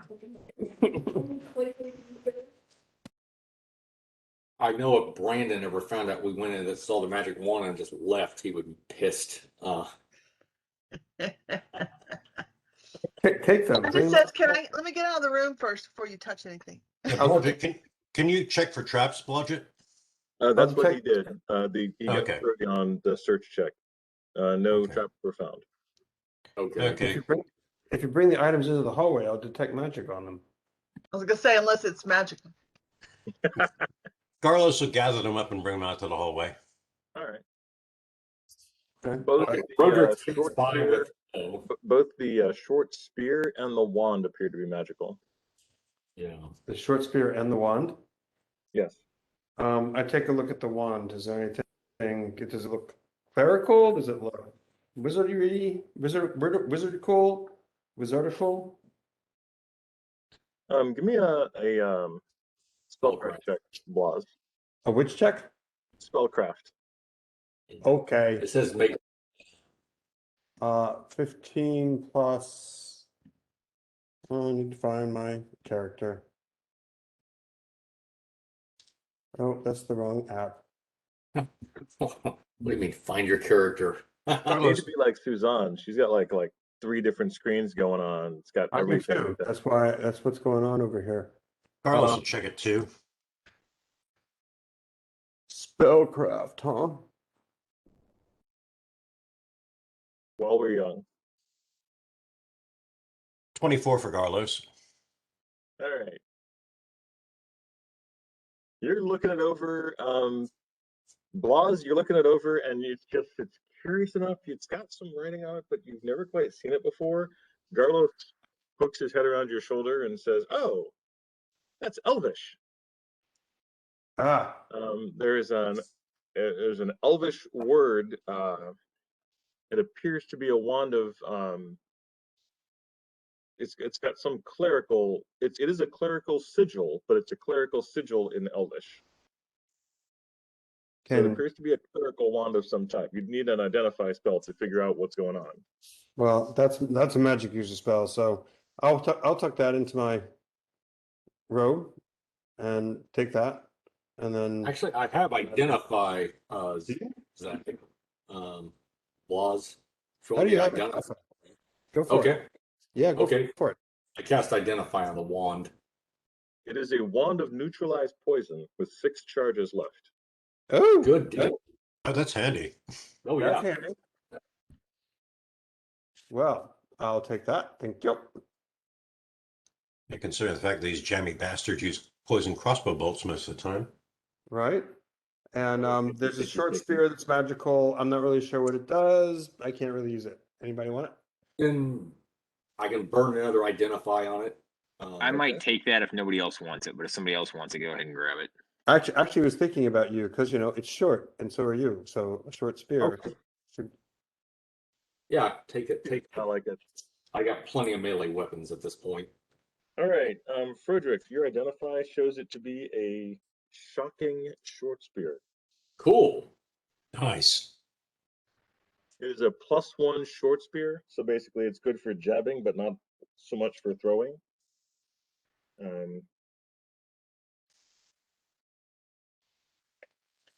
Yeah, it's basically a cattle prod for the dryad. Yes, Awesome. your dryad now has his own kettle prod. What kind of shock damage? Let me look that up real quick. Hey, cattle prods are how you win pro wrestling matches, so it's cool. Those are awesome. These are still tests, right? You don't really know how these are going to come out. Cool. I have to attend to some pizza for a moment, but I suggest, Dr. Garlis and the rest of you, if you're satisfied with this room clearance, you want to go after the plastered room? Let's move on down to that one next. Okay. All right, we got to do two things. We got to tear the plaster away, and then we got to open up the door. If you want to actually, I mean, we're safe as long as the plaster remains in place. Mhm. But if you want to clear it out, then we'll have to tear away the plaster and then open up the door. I feel like there's a reasonably logical argument for leaving the plaster on the door and just going past it. I mean, we might miss something, but Well, if we make the assumption that we got to come back this way, then I think that's probably reasonable. Because we can always, if we're not running for our lives, we can always just stop here and take care of this. Do we want to check down the stairs a little ways to the south first before we? That's one other idea. And again, if we do come back this way and we're running for our lives, we could pop the plaster, open the door, and run like hell, and it'd pop out in between us and them. There is always that as well. That is a possibility. So, but we don't know what we're dealing with, right? I mean, I True. sort of like that idea as it subscribes to the chaos theory. I mean, it could go really well or really bad. Well, it's done okay Totally. for us. We're here to be characters, and this is how we get XP and things like that, and go clear dungeons. Just a thought. Except I think in this case, knowing that it's undead, Froderick's going to switch to the silver arrows, and magic weapon greater. That's the other thing I would do right before we go in. So I feel confident if it's one of them, we can probably take it with the party that we have. Honestly, do you have any magic arrows? It might be magic only. Well, silver, grab magic. The magic weapon greater will give a +2 magic bonus. Right. Okay. And silver yeah. also adds typically for undead. So it'd be effectively +3 if I'm not mistaken. That should be good then. Yeah. So what's the vote? Do we break the plaster and go in, or do we go back down the south? I say break the plaster and go in there and see what the hell's in there. Yeah, I'd say do a quick scout to this house to see what's there. So, like, if we start making noise, like get into combat, something will come up and attack us from behind. It's always Agreed. disconcerting and annoying. Yeah, I'd have your Moonblade ready, Geralt, because that's what plus, Jesus, something like +5 against Underdark or something like that, or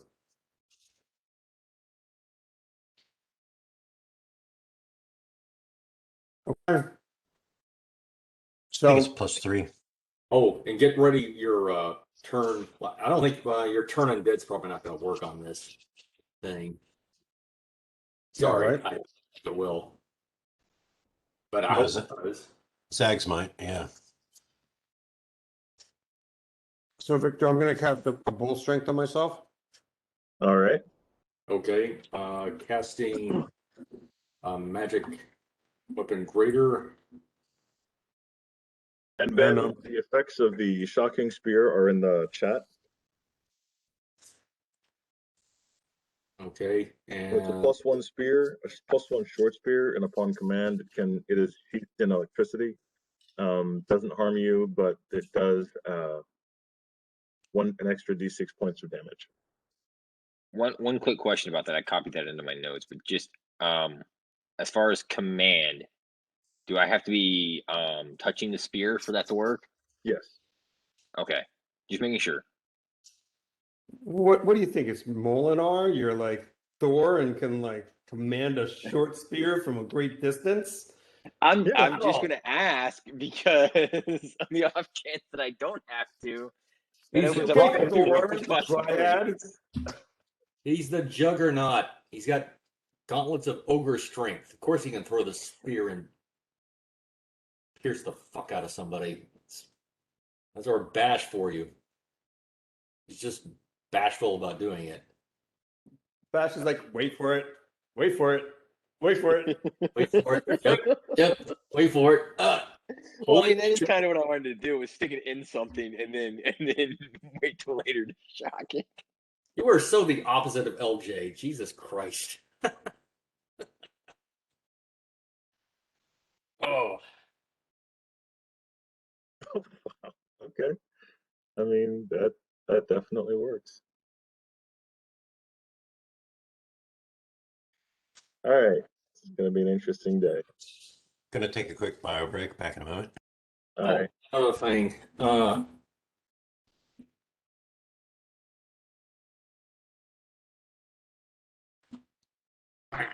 Protection from evil. Okay. Oh. And that's right before we go in. Okay. So, So yeah. who's opening the door? What are y'all doing? Like, how do you want to do this? The whole reason I cast bull strength was so I could start breaking the plaster back and just so I can get us into a position where we can open up this door. Probably Okay, cool. John's So on you're- bio break. Yeah. All right. So you start breaking the plaster back. Give me a fortitude save, Zach. Oh no! Oh yeah. You didn't say anything about that. I've never mind. I mean- don't think that. Let me see. Give So me your fortitude save. I'm Please. going to hold on to your DM horses. I rolled a 23 total. They call me Frau Brucker. I rolled a 13 and I have a +10. All right, good. I think you don't die then, which is nice. Oh, that's good. Good. I'll give you the 2. Instead, you take 19 points of damage. Holy Christ! Well, you didn't die. But that 19 points. That's extreme. Okay. That's all right. I got you covered. All right. It occurred as soon as you touched the door. As soon as There I was definitely touched, some spell-like effect that was I shocked? Was it energy drain? What it was the hell was? more of like a death attack spell. I'm just saying, I voted to not mess with this door. That's all I'm saying. And everybody made fun of me for asking if I had to be touching the spear. Okay. Well, okay, one or two things has happened. Either we've made whatever it is behind the door aware that we're there, or it doesn't care that we're there. And we could probably just move on. Because if I can't even touch the door, I'd say we're being Just told. once. You want to try again? No. You Why sure? would I try again? Because it may be. Dude, I touched the door and it took like at 12% of my hit points. Why would I touch it again? That's the magic user point of view.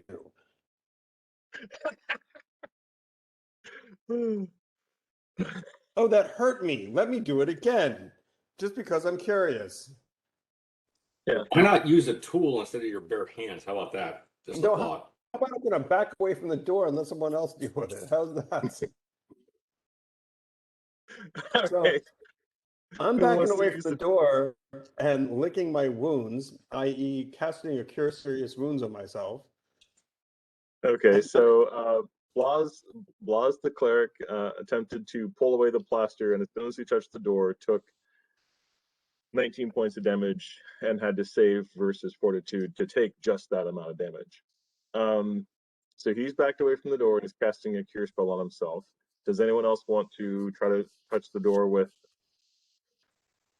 something other than their bare hands? Project was saying he wanted, suggesting using a chisel or some such. You're talking about the door to the crypt, right?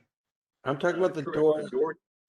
The door right here, the door to your left. Oh, right that here. one. Okay, I just didn't see anybody over there. I was like, wait a minute. Which Oh, one are my we talking apologies. My apologies. Because that's okay. you're right. Does it have a door handle or anything? No, it's covered in Basically, plaster, dude. The plaster covers the door handle entirely. It's like you can't touch the door itself because of all the plaster over it. So the plaster is what hurt you, not the actual door. I was trying to Just Anybody the have any plaster. holy water? It's not the door. Anybody have any holy water? Yeah, I do. 4 of them. Why don't you see if it does anything on the door? I'll And I can listen. a little bit on the handle. Just don't touch it. Actually, I'll just try casting knock on this thing. Okay. I'll Okay, do which that. one do you guys want to do? So Frederick has some holy water. Garlos has a knock spell. Which one? What are you guys doing? Try the knock first. Yeah. Yep. Knock, knock. Is there? Stupid player characters. I am backing against the wall, the opposite wall. Okay. We are bold little dinners searching for glory.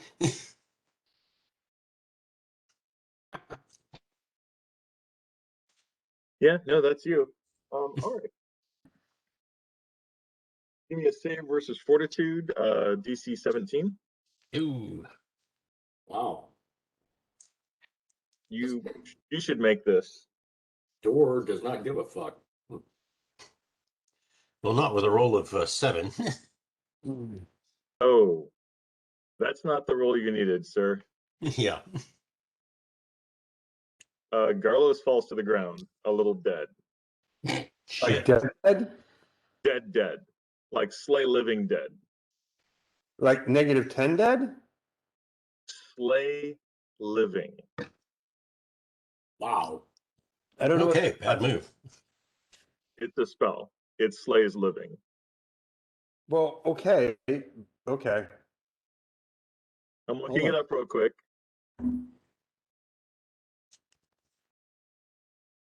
Dude, I told you all not to touch it. Didn't touch it. He didn't touch it. We didn't touch it.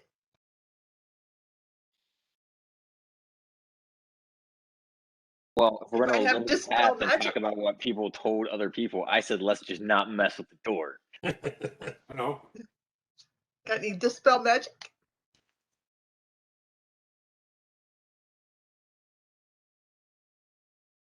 Yeah, but does it say whether it's like 0 hit points dead or -10 points dead? It's 0 hit points. You are instantly slayed. Well, You are okay. dead. Okay.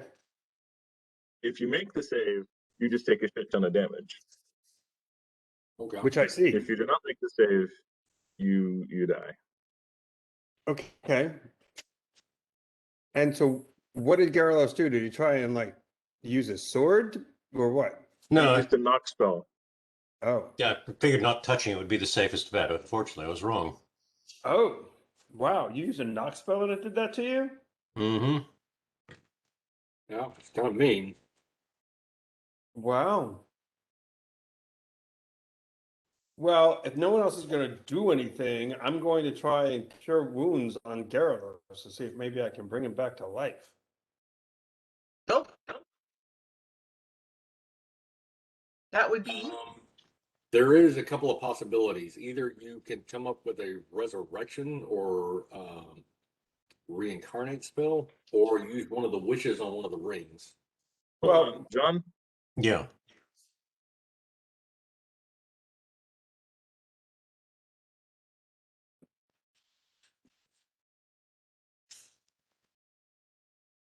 I forgot my ring of protection. That actually would have brought it up to a 10. I still don't think I saved. 17. Yeah.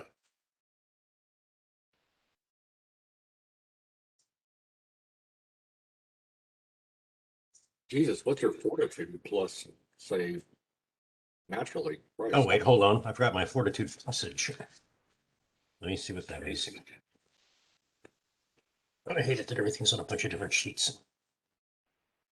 Wait, that was just a straight die roll?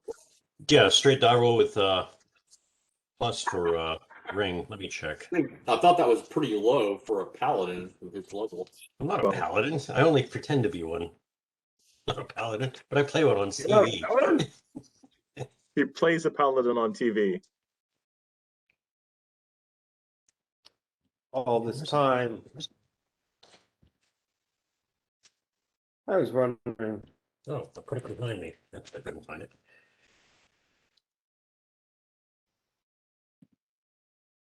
Okay, now it's gonna give me another +6, so it's gonna be a 16. Not quite making it. No, with the distance, yeah, you're gonna make it. Okay. All right, so instead of absolute death, Garlos, You just take an assload of damage. Suck wind, buddy. And still die. 27 hit points of damage. Oh, I can handle that. Okay, well, you handle it. Yay. So does the knock spell work?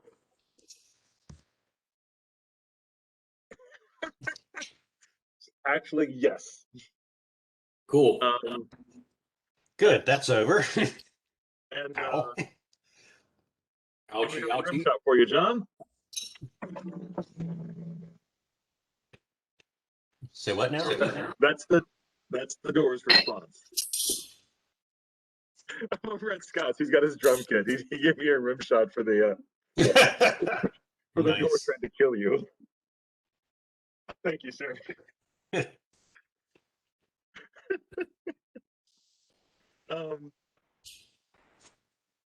Yes, the door is ajar.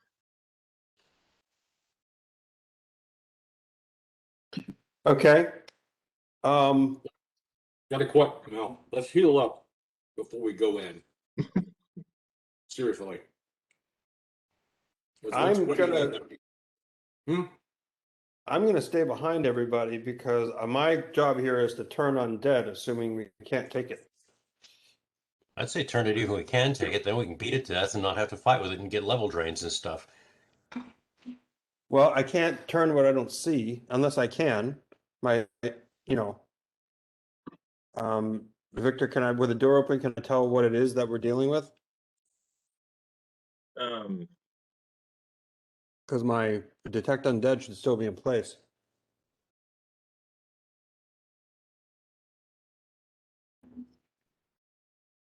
Carlos is doing cure moderate on himself. Yeah, same here.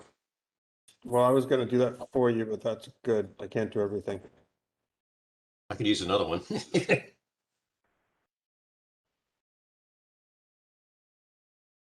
See, 2d8 plus 8. They get rid of the damage I had. It's gonna be 4, 5. That's 9 plus 8 plus 17. Okay, that actually puts me right at -2 right now. Ugh. Okay. In this room, it's a large vault, and its most prominent feature is a huge stone statue of a regal-looking woman dressed in a long, elegant gown. Her pose is commanding, her presence imposing, even in stone, as she stares imperiously towards the door. The doors behind her and flanking her leading out of the chamber are all shut but not plastered. Laws, can you verify that the type undead is from that statue? I don't know, Victor. Can I verify that that's coming from the statue, or is it coming from beyond the statue? Oh, it's coming. It's coming from what? Hey, Blas, Hey, yeah. give me a fortitude save. Oh my God! Again? Damn. Yeah, you see the source of the thing. Okay. The thing. I rolled a 16 plus 10, 26. Good, there was a plus behind that as opposed to just a 16.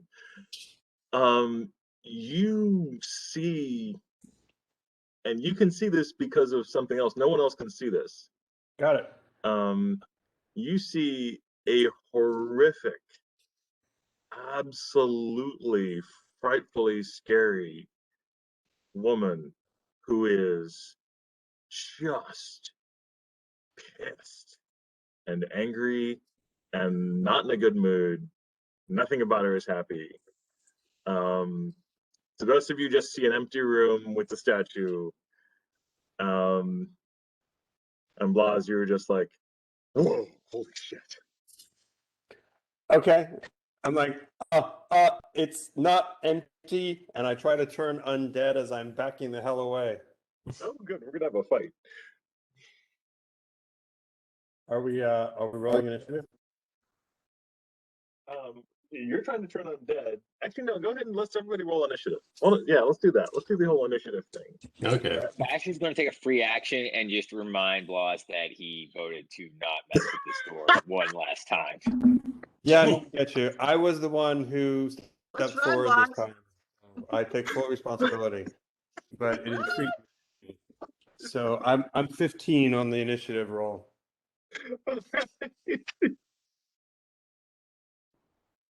18. Gotcha.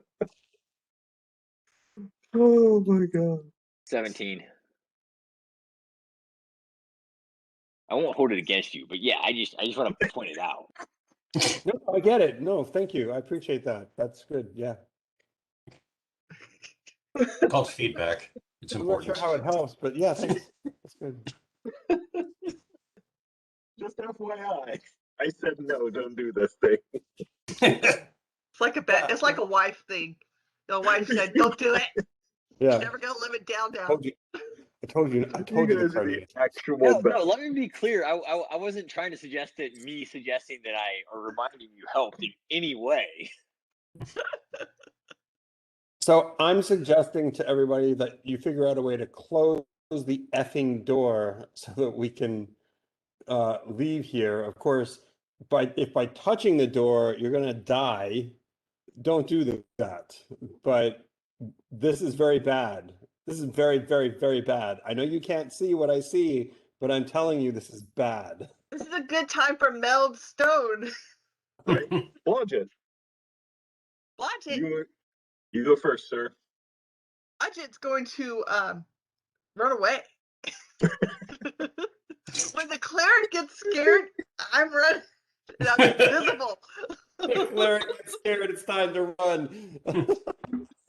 I want to run back around that corner toward those dead bodies. Project, Right your there. turn, sir. That's good. All right. I hear you, Vic.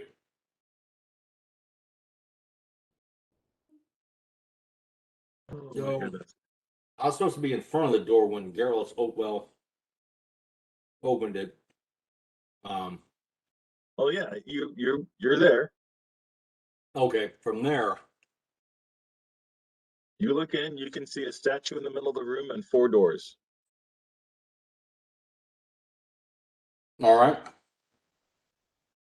Close the bloody door. So I hear Blah say, Yeah, you hear Blah say, "Close the bloody door." Carlos is echoing that sentiment if Blas is saying that. okay, I'm not doing that. Well, Froderick, can I step to one side and see inside the room to see what the hell scared our cleric? You are looking inside the room. You can see fully inside the room. You do not see what scared your cleric. You see a statue and 4 doors. And you saw your rogue run away because the cleric was scared. Okay, I'm gonna step back away from the door, Okay. out of sight, and ask Blas, what the hell? What's going on? All right. So you step away and back outside, out of sight. Bash, your turn, sir.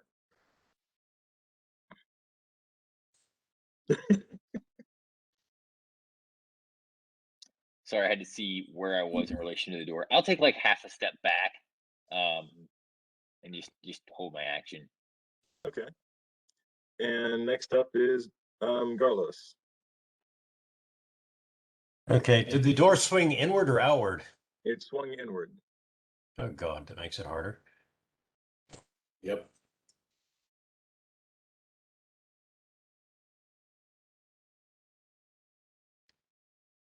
He's gonna hold action with Moonblade at ready. Okay. Actually, Blah, your turn, sir. can you do a knock in reverse?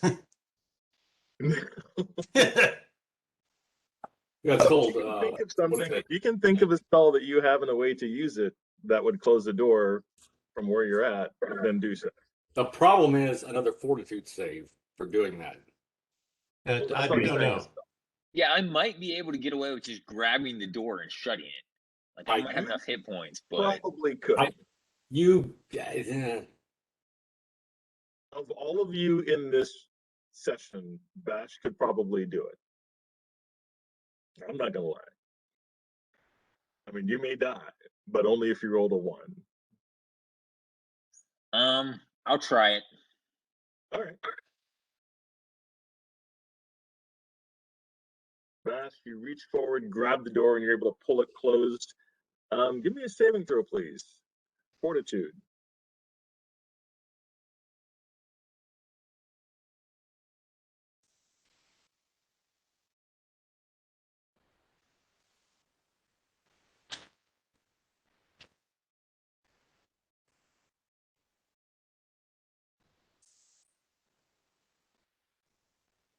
That's not a 20, right?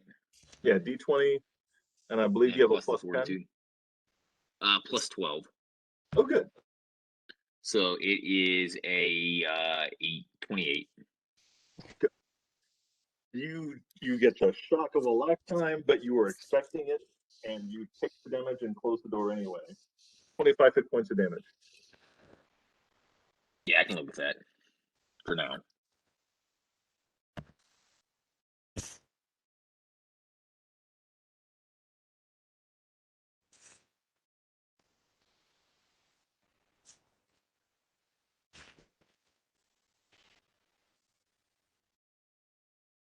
Opening doors in this area, bad idea.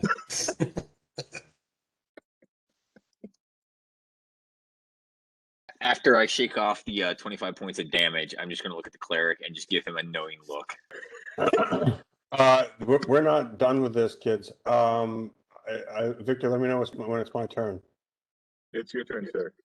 Great. I'm gonna attempt to turn it, even though the door is closed.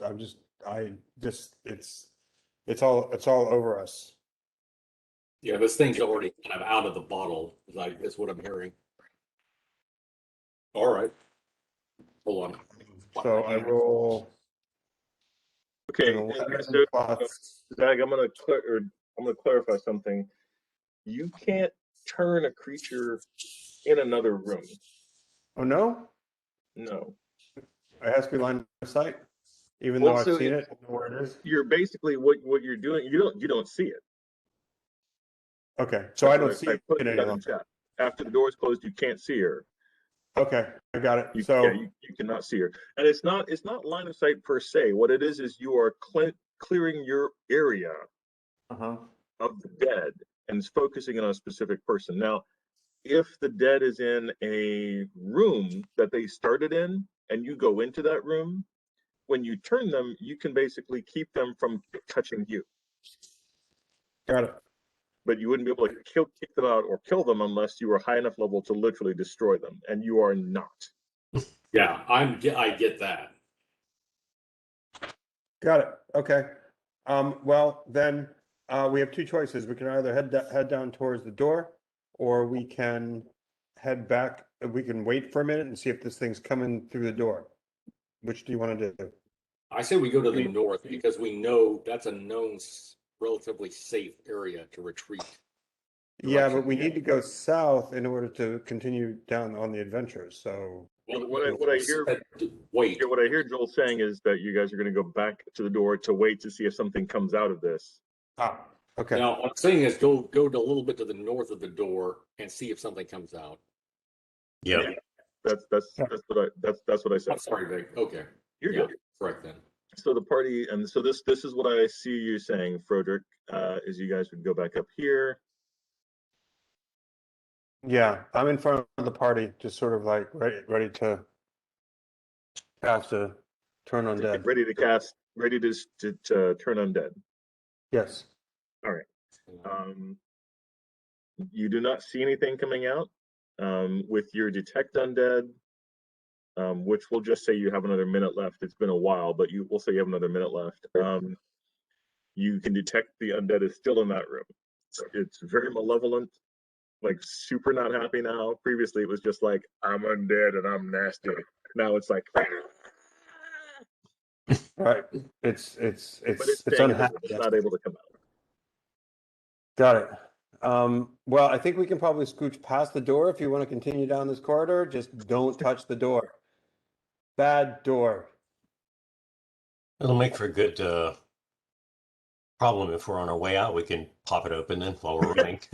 Yeah, totally. You know what? If we're on our way out of here and there's something like chasing us, all we need to do is pop this fucker open, take like 30 points of damage and possibly die, and then run.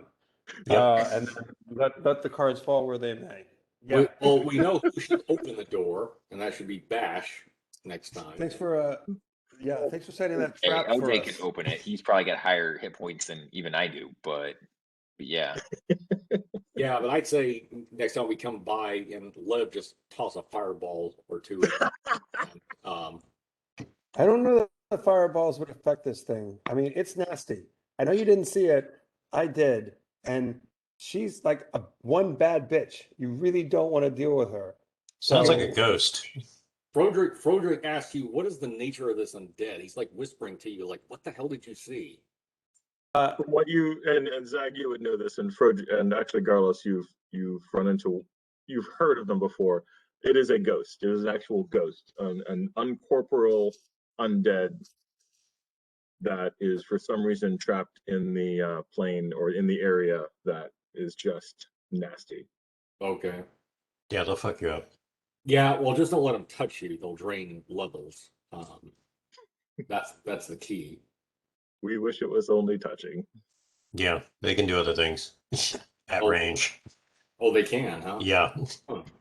Bad stuff. Yeah, so They can age you like a lot. So let's not screw with it because it scared me. Yeah. I think I made weed.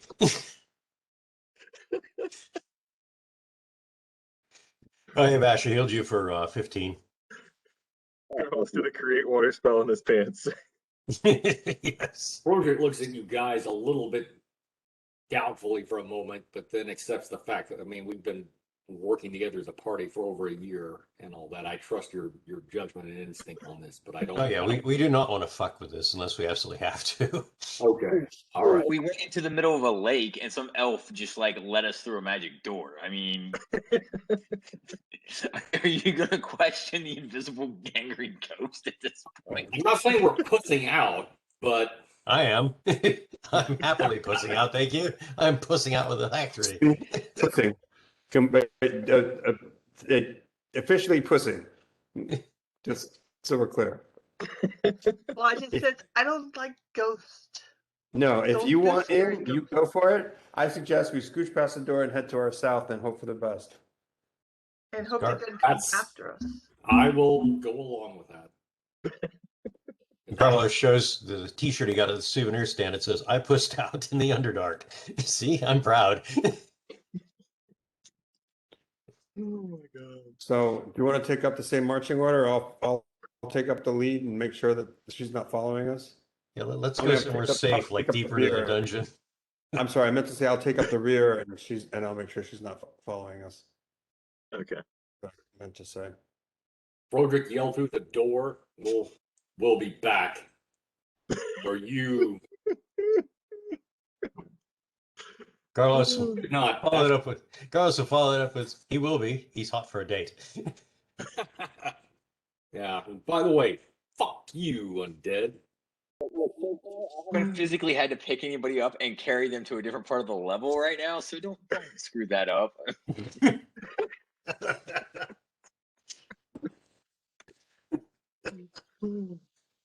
You guys never disappoint. Dead bitch. You never disappoint. What I'm confused about is like I touched the door and got almost dead, and then other people wanted to touch the door. I don't really get that. That's where I'm sort of like, I took the same amount of damage from the lion. sort of Okay. like I'm scratching my head on that one, but it's okay. Hey, give a group of toddlers forks and show them an electrical socket. The first one to touch it will instigate the others to want to touch it too. Yeah, exactly. Yeah, totally. Joel, I think the difference is for the Lions, taking damage was not the best possible outcome. Like the actual best possible outcome was, 3d6 plus 17 or 13 points of damage. For the Lions, it was being missed. That was a possible outcome. That was not a possible outcome here. Yeah, I get the fact that the ghost is considerably more dangerous than both those lions put together. Oh no, I'm talking about the door. Like the choices with the door were take a lot of damage or die. Yeah, Right. I was Open the thinking door. that's something pretty powerful. Actually, I thought it was going to be something more powerful than a ghost, but okay. Ghosts are bad enough, trust me. You dig up the stats on those, they are bad. They're also very hard to get rid of because they can go ethereal and just laugh at you as long as they want. Just hang around and wait. You go to Oh, my sleep and then goodness. they hit you again. Yeah. Yeah, you don't want to fail saves against a ghost. Anyway, Let me just say that you all were right. lucky in here. That's all I have to say. You were lucky, because you wouldn't even know. That's Well, all. I couldn't see the damn thing. That's part of the problem.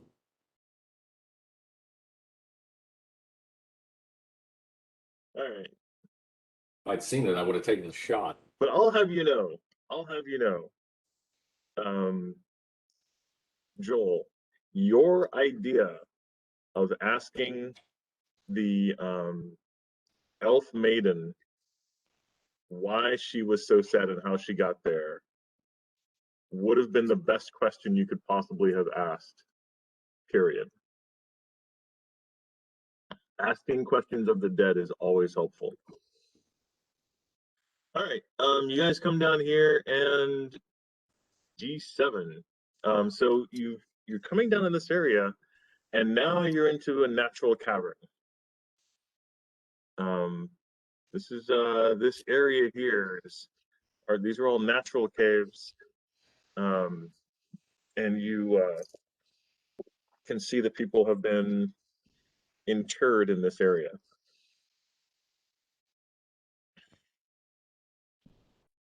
The hallway of worked stone extends from the base of the stairs and then opens up into what appears to be a natural cavern. In this area, graves are hollowed out from the walls, and some jumbles of bone are visible within. Ah, Draugr.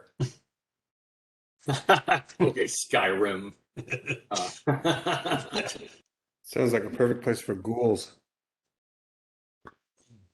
Am I that gauche? I wouldn't put ghouls in this room, Hey, ghouls Yeah. just want to have fun. right? Okay, Cindy, lop her head off.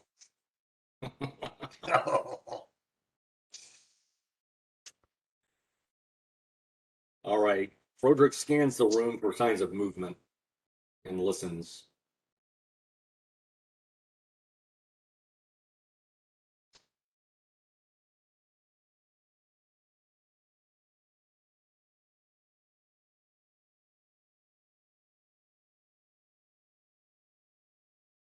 A quick search, a quick spot of the room reveals nothing much but a hallway on the or door on the other side. Doorway, sorry, there's no door, just a doorway.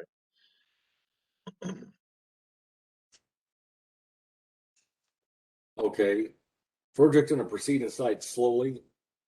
Bash, regardless, you guys might want to take a flanking position, and Okay. also laws. Prepare for turn undead. You might need it.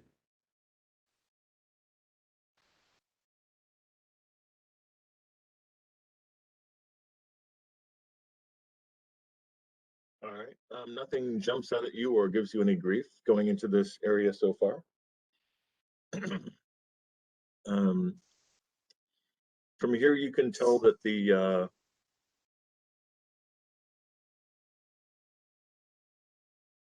this area seems to have been hewed out, like somebody took the original stone and cut it open, or not cut it open. What is the phrase? Quarried it. Yes, or basically they cut out the original natural stone and worked it to widen the entrance or the exit area.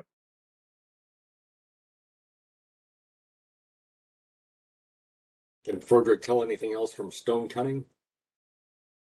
Give me a stone cutting check.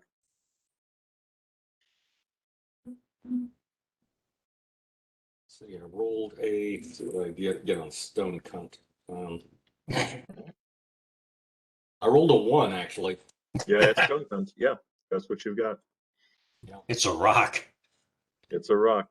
there's a lot of rocks around us, man. You are 100% sure that it is a rock. Well, if I was gonna bust on something, I guess that was the roll to do it on. Yeah, true. You're not wrong.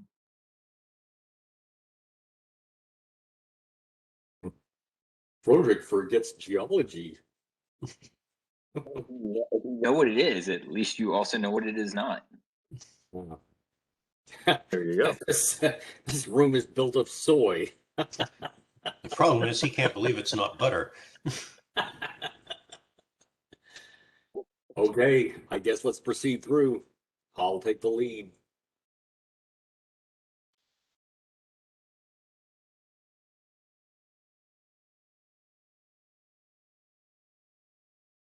All right, Frederick.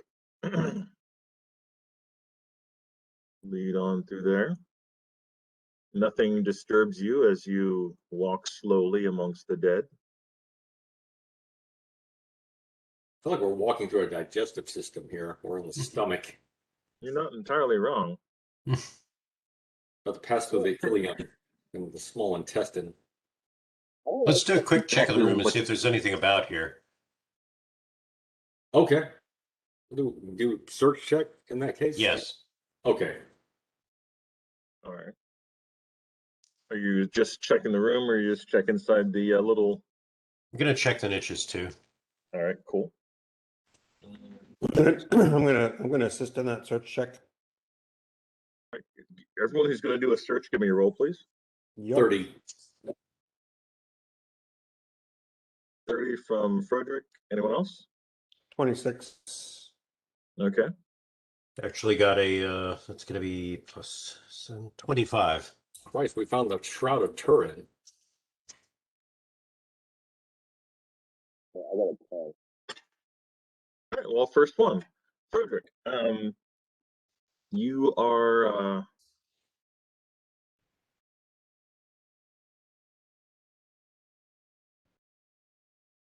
you check one of the little grave sections, and you see that behind the bones is it's covered with the wall behind it is yellow, like a gold sheen. And before you can put it back, it bursts forth, and the room is full of a yellowy cloud of Oh, God.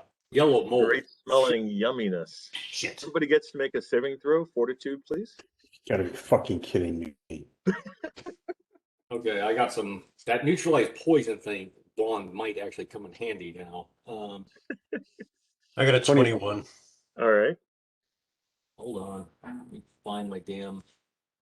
There we go. My- Okay. By the way, you guys are like children. I'm just saying. Wow. 16 plus 30. We're toddlers with forks. Get it right. 29. I think Killed my friend and let me touch it. We're in a room, nothing happens. Cool. Let me start poking stuff. I lick it. I lick it. Don't poke the dead bodies to make sure they're dead. But hey, we're in a room full of dead bodies. Let's just start hitting buttons. Victor, I was searching. I was not groping. Okay, the undead. Okay, I don't like. Speak for yourself, mate. I have priorities. You specifically stated you were checking the niches. You don't have to like be messing with the dead bodies, but just moving them around to see what's behind them, more than active to set off yellow mold. So Frederick Nobody- comes out, tells everybody to not inhale. Cover your mouth and nose. Yeah, well, it's already out in the room, so everybody made their fortitude check, so you guys are good. Okay. Well, Yeah. still In carbon, so I don't even. Well, may not affect me, or it may be way worse. I don't know. Oh, right, the I don't often roll for him, but the man at arms. Does somebody want to roll for Nail, son of Alred, the blacksmith? yes, I will do that. At least now we know that niches mean stitches. I rolled a natural 20, Vic. So All right, Alred survives. he helps me out. So Yeah, he's now 6th level, so he's doing pretty good. yeah, they're hallucinogenic, really. Yellow mold. Oh, wow. Look at the tracers. Oh my goodness. The tracers. Yeah. Yeah. Yeah, you guys are well beyond the place where we have like non-dangerous dungeons. You're at that space now. This is how it is. All right. But do we find anything other than the Breakfast of Champions? Literally nothing. Well, that was pointless. Great, thank Nothing was necessary. you. Perfect. Okay, so it looks like another statue in the middle of the room and something else, maybe. Okay, no, never mind. It was just a pixel glitch. It's this slight pixel glitch as you're looking at the dungeon, but you can see that there's a marble statue in the middle of this room. It's a gaunt, alien-looking creature with bulbous eyes, insect mandibles, and an elongated oval head. There are more graves carved into the stone walls all around this area. This is not good. Agreed. It's We a found Temple to the Bug King. Zag, give me a sorry, Blas, give me a religion knowledge check, please.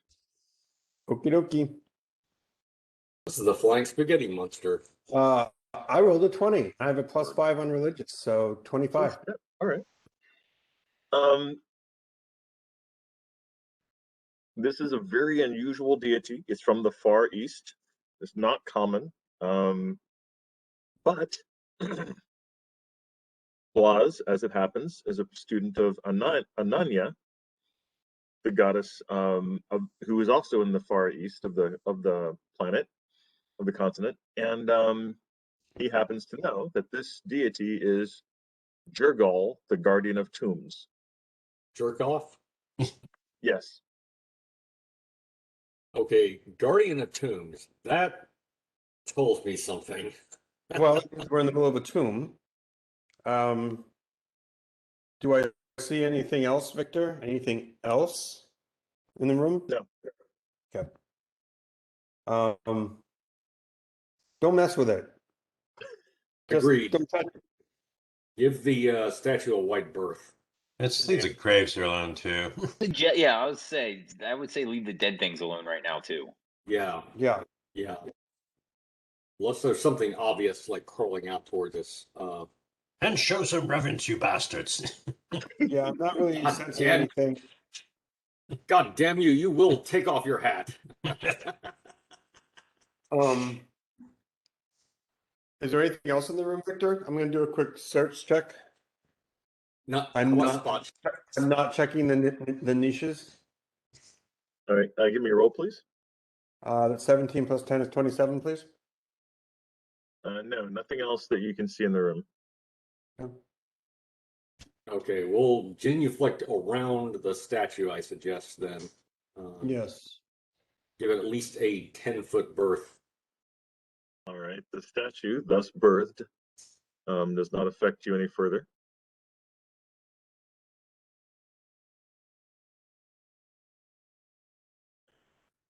Let's see, grab that guy. I guess D is for dead.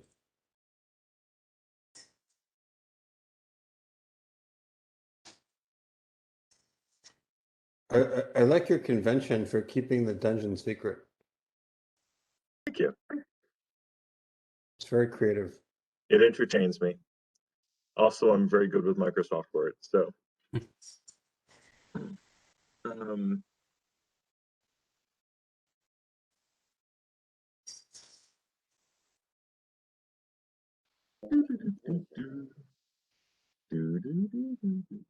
Genuflecting around the statue, you have no further problems. First you get down on your knees, fiddle with your rosaries, bow your head with great respect, and genuflect, genuflect, genuflect. If you're blue and you don't know where to go to, why don't you go where fashion sits? Right?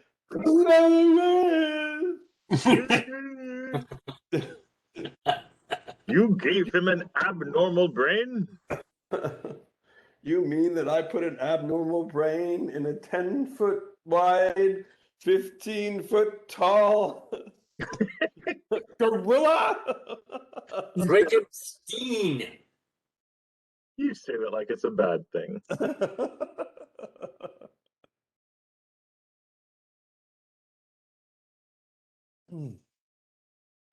Okay, so we're putting on the Ritz going to D9. Check the ceilings and floors. All right, give me a spot check, Frederick.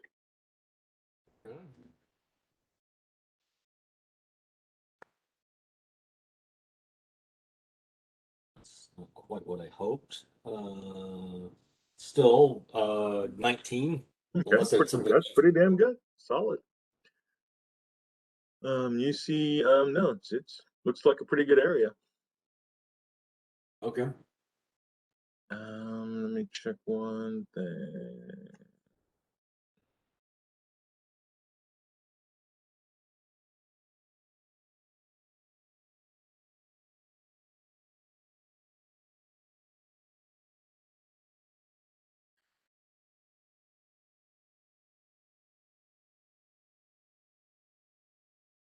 Okay. Garlos and Bash. Give me spot checks too, please. Uh-oh. What? What's uh-oh? Oh, it could be perfectly normal. These are perfectly normal spot checks. So it's like uh-oh to me. I don't know.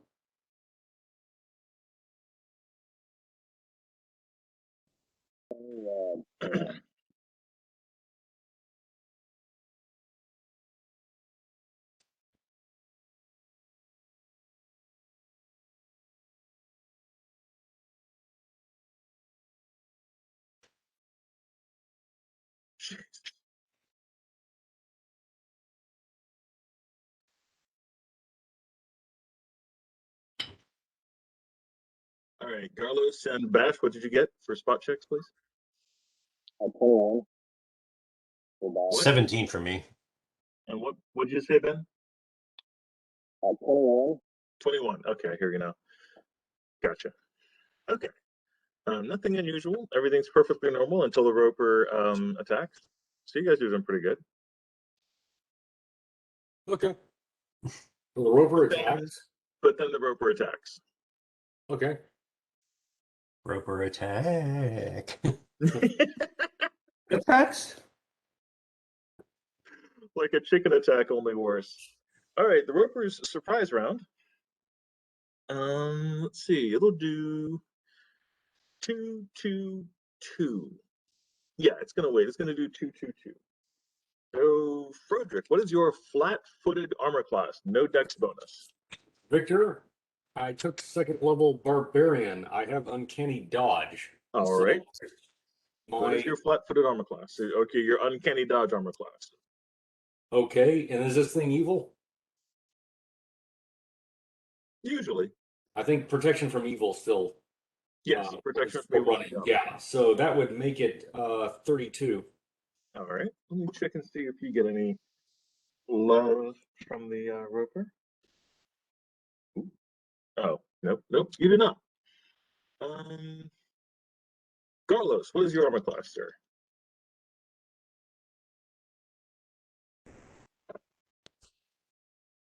Ooh.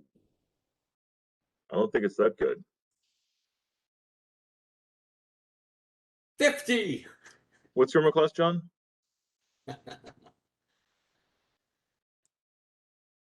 I think you're on mute, dude. I can't hear you. I'm sorry. Sorry, I was on mute. Base AC is 23. Minus the dex is going to be 20, but I do have uncanny dodge. All right. Well, you Oh, you too. Awesome. What's with all the uncanny Good dodge? on you. So I actually hit you on that one.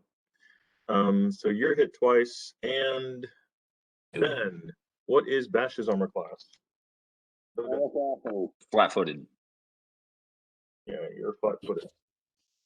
Well, I hit you at least once. Let's just see how much. Oh, all I do is drag. Okay. Flat-footed, if that's what you're looking for. Well, I hit you, so that's the important part that counts. Zom. Ginger beer. Excuse me a moment. Did you say it was a roper? It is a Roper.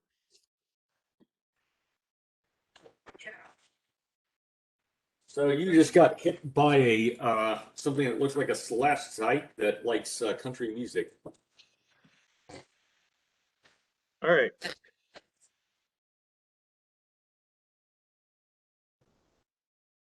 Oh God. Yeah, you're right next to it. So Ben and John. You can do either a 23, so you can do either a dex check or a strength check to get out. Tell me which one you're using first. Oh, no, sorry, for dex, it's not actually a dex check, it's an escape artist check. If you have escape artist, you can use that. If you do not have escape artist, it is a DC 19 strength check. I think Ben's strength is pretty good if he's got those gauntlets on. It is. It is. So Ben, you want to give me a strength check? I have escape artist. Oh, good. You can roll escape artist. What did I roll? Sorry, go ahead. Okay, so Ben, for a strength check, it is just a D20 plus your strength bonus.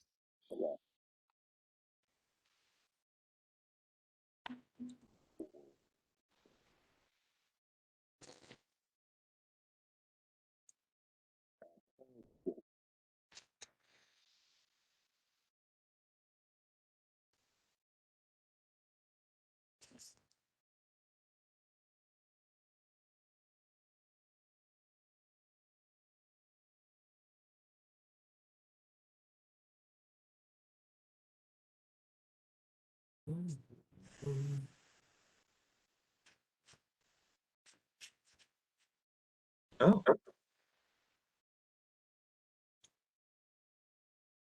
Oh, okay.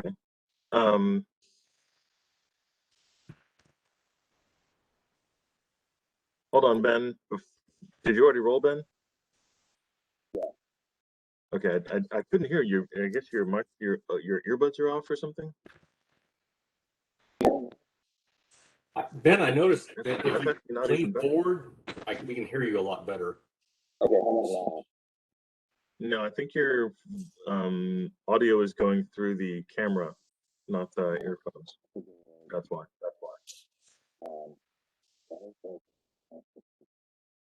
Yeah, it's just weird. Let me see. But Frederick, sorry, jeez, I keep saying Frederick. It's 16 was the I can actual hear you. dice roll, and then with the added dex or not dex, the added strength, and then the gauntlets, that's another 14. So Okay. 30. 30, but also I need you to make a fortitude save as well. And then John, same thing. You said you had the escape artist, so give me a fortitude save first, John, and then you can do an escape artist check. Okay. Well, I rolled a 1 on the escape artist check, so that's not going to happen. Yeah, no, that's not. You need it's a really high. It's a wicked high. 28 on my fortitude. All right, you successfully stand your ground, Bash. The roper is incredibly surprised that it cannot drag you into its maw. I rolled an 18 for fortitude. You barely made it. All right, you can make a. Oh, you tried to do the escape artist check and you failed, so it grabs you and pulls you closer to it, and it is able to bite in the same round, which is wild. They're not very nice. Oh, Jesus. And so plus.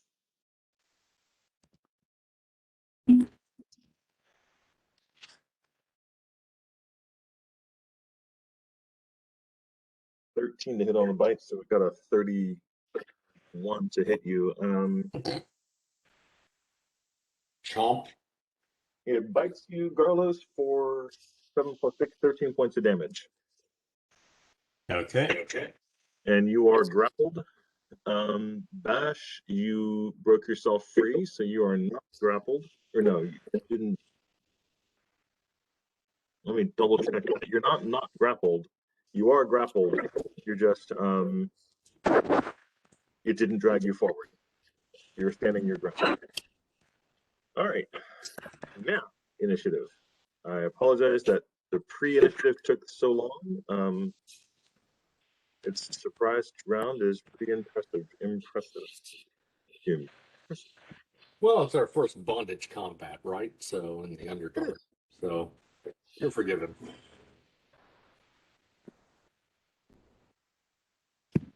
Okay, initiative and knit. Didn't we already roll initiative? Here we go. Not for this one.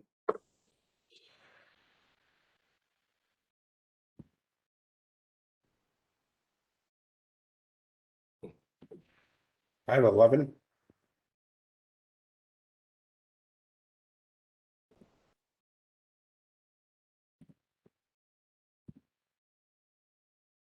All right. And Ben, initiative check, please, sir. Did not hear you.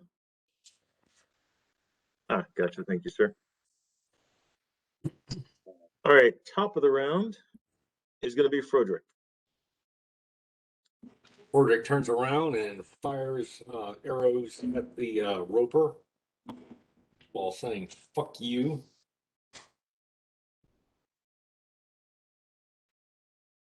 He doesn't like things attacking his friends. Let's see, that's going to be, excuse me.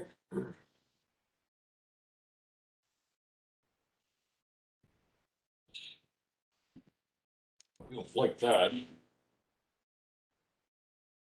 20 critical threatened All right. on the first one. And yeah, so that's definitely hit. Another 20, but I know I can only get one critical. 7 does a 26 hit. Yes, it does. Okay. Jesus, I've never rolled 2 20s in a row. Good job. Yeah, hell of a thing. Let's see. Damage is, let me see if I get the roll for the critical. Does a 28 hit? Yes. Okay. Critical. So that is going to be double damage on the dice. Do set. Where'd my other dice go? Don't know. Roll.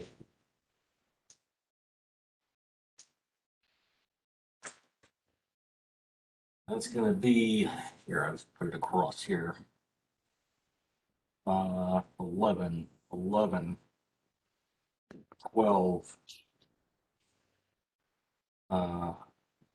12, 16, 17. That's the first volley. Okay. And second volley. So are you firing 4 arrows at a time or 3? 3, just 3, but it's double. You for a critical, it's The double. D6 is doubled, not the entire thing. And that's only for the first D8 arrow. doubled. Yeah, Remember only the first arrow gets the precision based bonus, remember? that's fine. Then what we'll do, yeah, so that would make it, give me a sec here. At least I wrote the numbers down so I can figure it out. Mhm. Yeah, D8. Okay, well then that will make it, we'll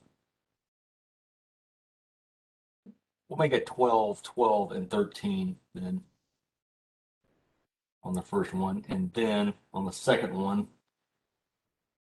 15, 15, 16. Good to go. Third volley. And the third one?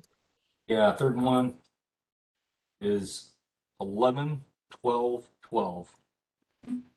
Barely. All right. All right. That's about, And sees the roper opening its eye and glaring at Garlos, dragging him in. As Garlos is bitten, Frodrick is able to fire a volley both at the roper's eye and at its inside of its mouth. The combined damage is enough to boost forth the roper's vitals, and it starts to bleed chaotically from both its mouth and its eyes, and falls limp. And lets go of both of both Garlos and Bash. I keep wanting to call John's character Frodrick, and I don't know why. It's messing with my that's because John looks like a knoll. head. I've been masquerading. Frodrick's mustache is incredible. Yeah, your mustache is enough to resemble a knoll. It's 7.5 feet tall, 350 pounds. So yeah. Even though I'm like 5'6" and 130 soaking wet. But his mustache itself is the most powerful part. It's actually a symbiotic creature. If I die, it'll wander off on its own and thrive, perhaps take There over you the go. world. Yeah, kind of. Maybe it'll land on it'll make its nest on Victor's head or something like that. That would be awesome. Then he'd look like Shepherd Book out of Firefly with his Oh, hair yeah. unbound. Too much mustache. It's there, waiting. His brain is in danger. Brain is in danger.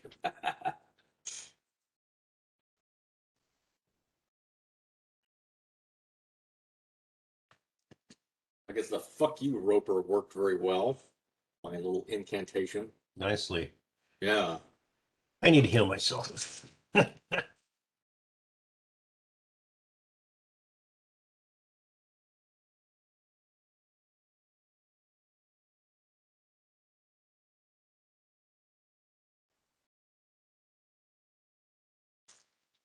And take that for chomping my friends.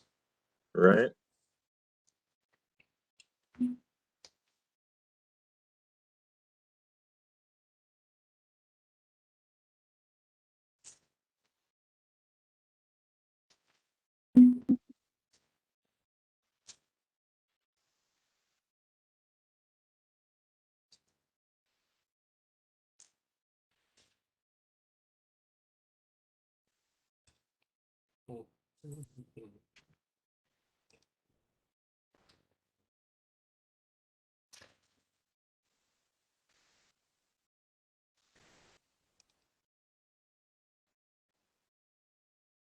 What happened?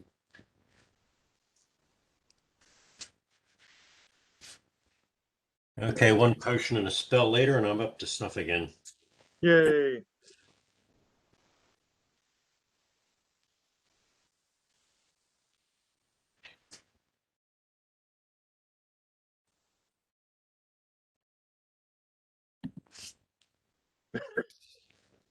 So I'm just realizing there's the silliness of one of the things that exists in this universe. Um, um, something about this next one doesn't make sense. I'm trying to verify why it doesn't make sense.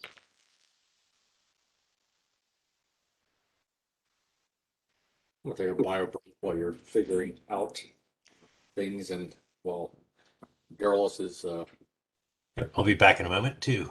Yeah, and actually I gotta check with Zag. I'm gonna send you a message real quick. okay. Well, Garrulus goes to Concentra for docking the box care.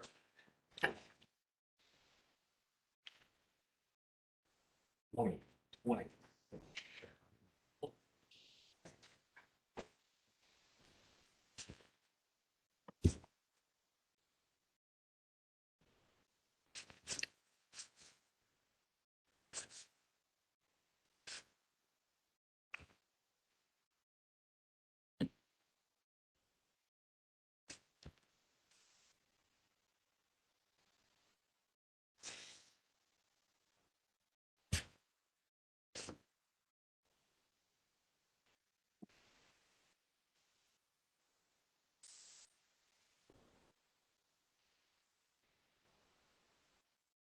I Uh-oh. forgot about that downside, but that's beautiful shit right there. Yeah, that's why I was freaking out. The zombie beholder, dude. Oh yeah, like if yeah, you needed to freak out more about the ghost. Oh yeah. Yeah, you didn't even get her gaze attack. That was just you seeing her. Right. Mhm. Right. Right. Well, that's why I was backing away as quickly as I could. That's a good idea. I was about to All drop. right. Um, I still remember one referee back in Houston. He was an idiot. He decided to run a batch of us through Ravenloft, and yes. the highest level character was me, a cleric. I was 6th level. Oh damn. And, I mean, really, we got into this one house, and a ghost walks through the wall, and they're, DJ, what the hell is wrong with you? I mean, seriously, I'm like 6th level, and I'm the highest one here. That thing's just gonna kill us all, you know, and it'll do it in one round. Oh my god. I mean, we were holed up in this shack because the stuff outside was ripping us to bits. And it's like, you really have no concept on how to run a dungeon, do you? We're not adventurers, we're victims. There's a difference. Yeah. That session ended right about there. It's like, I'm sorry, you're too stupid to run a dungeon, you idiot. It's like an Evil Dead movie. Yeah, Raven a bad killed one. off 2 members of our party before the rest of them left. They were like, they were just like, no. Fuck So yeah. this. I mean, seriously, we didn't even make it to the dungeon. We didn't even make it to the castle. We were outside in the woods, you know? It's like just the wandering stuff in the woods was slaughtering us. Yeah, I think I was killed actually on the way to the dungeon itself. And then my friend Mark Winter's character was killed almost as soon as they got in. And he was enough of an asshole that when he died, he he fell off of a bridge onto the ground below and pulled out his frostbrand and held it in the ground, held it in front of him as he fell so that it would break. So the rest of the party couldn't get it after he died. Okay, that's being a It's like, damn, son.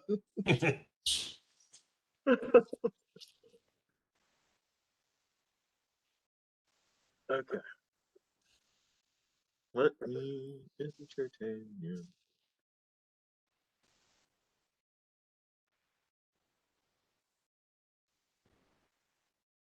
That's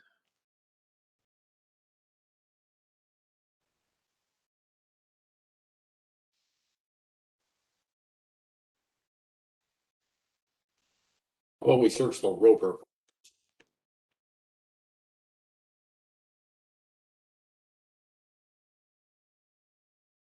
If you cut into it, you probably get all kinds of. probably would. I mean, you get roper gall, which is always nice. All right, so okay. I finished checking the next adventure, next encounter, so I know what's going on. Are you guys checking you said you're checking the roper? Let's check it. Also, he's got some flasks. We can get some spell components. We can sell off at City State if we go back there. This is true. But yeah, we'll do a little bit of digging in and exploring, exploratory surgery. Time to do autopsy.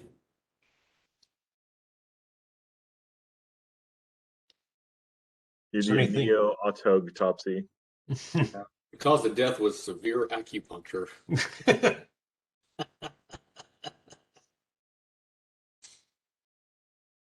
It wasn't licensed, but so. Yeah, I mean, that's the worst kind. Unlicensed acupuncture is just fucking murder.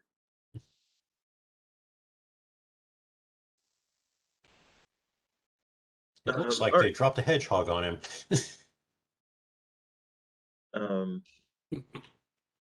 You are able to gather some the roper's internal fluid, definitely worth a few coin back at the city state. And underneath the roper is a handful of gems. One worth 300 gold pieces, one worth 120 gold pieces, one worth 80 gold pieces, and three worth 20 gold pieces. Okay. John, Gives us a are you little- recording? Yeah, I'm recording it Thank you. Yeah. since LJ's not about.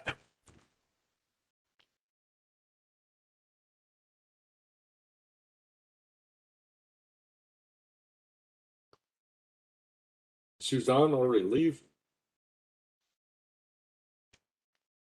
No, she's here. Okay. All right. I just hadn't heard her talk in a minute. So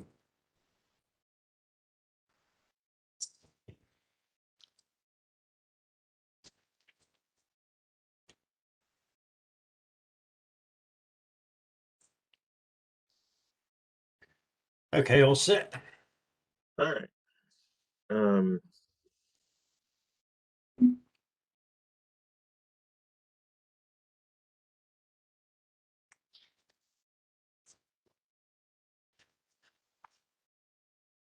You can do it. All right, I'm going to stop sharing this for a quick second so I can make sure that this map isn't completely fucked over. Hmm. All right, thank you. Got that.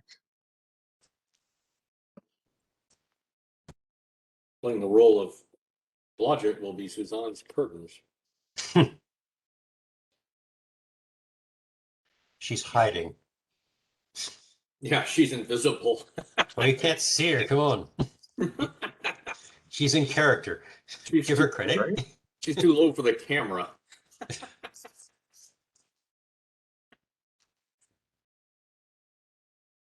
If you can't see him, then your character can't see him.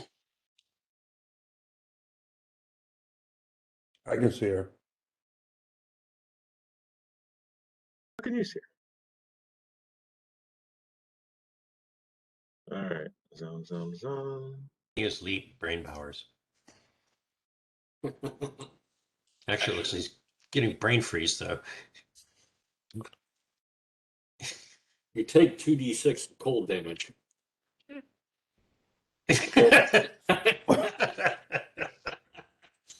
Or you're one of cold. Don't put it in your mouth, mate. Stop that. What, putting the one of cold in your mouth? Your tongue will stick to it.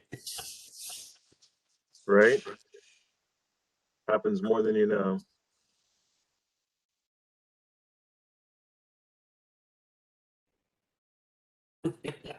Sorry, just think about just somebody who's just not cut out to be a wizard with a wand, you know. Oh, derp, derp, derp. Ooh. Mm. Stick is cold. It's like the intelligence 3 barbarian named Thud. He can only say words with one bump. Had a strength of like 20 or something. You make Nice. Thud mad, Thud crush.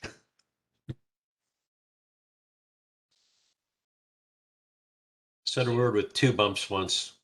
Went into a coma for a week.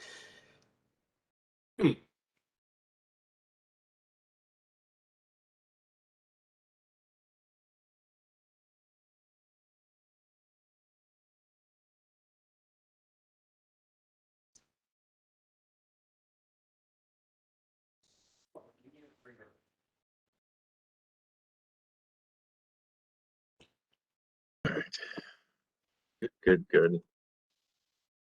The death of a roper.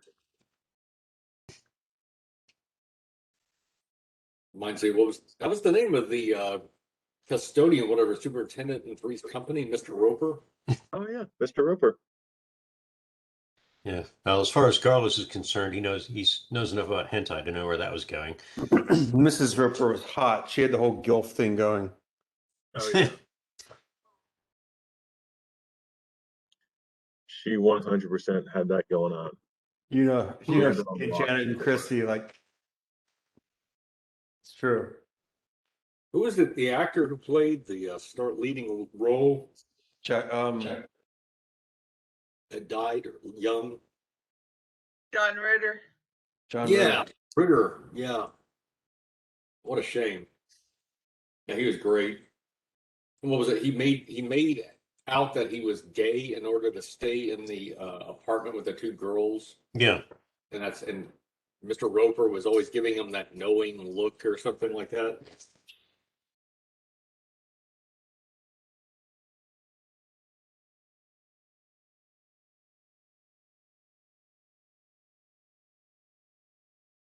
Looking back on it now, it's kind of a weird social commentary in today's context. It was super weird.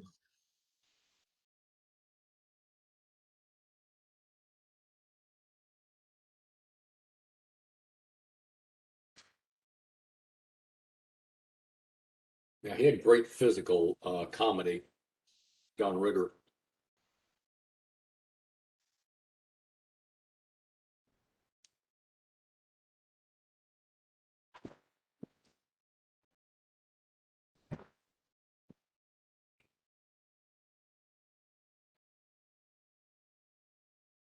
All right, so what's happening?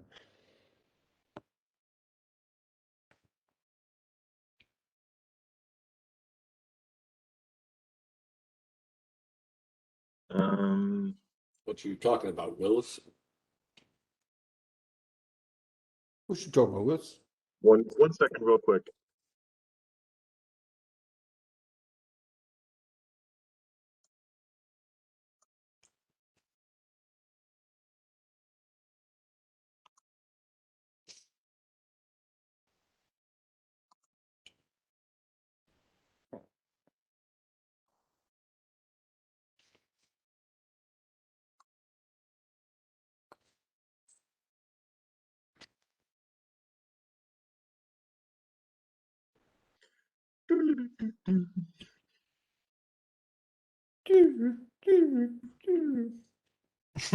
All right, you guys have finished searching the Roper's body.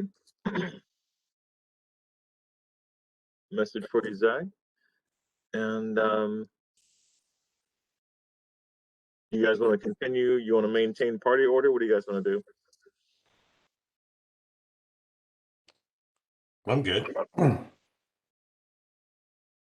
Um,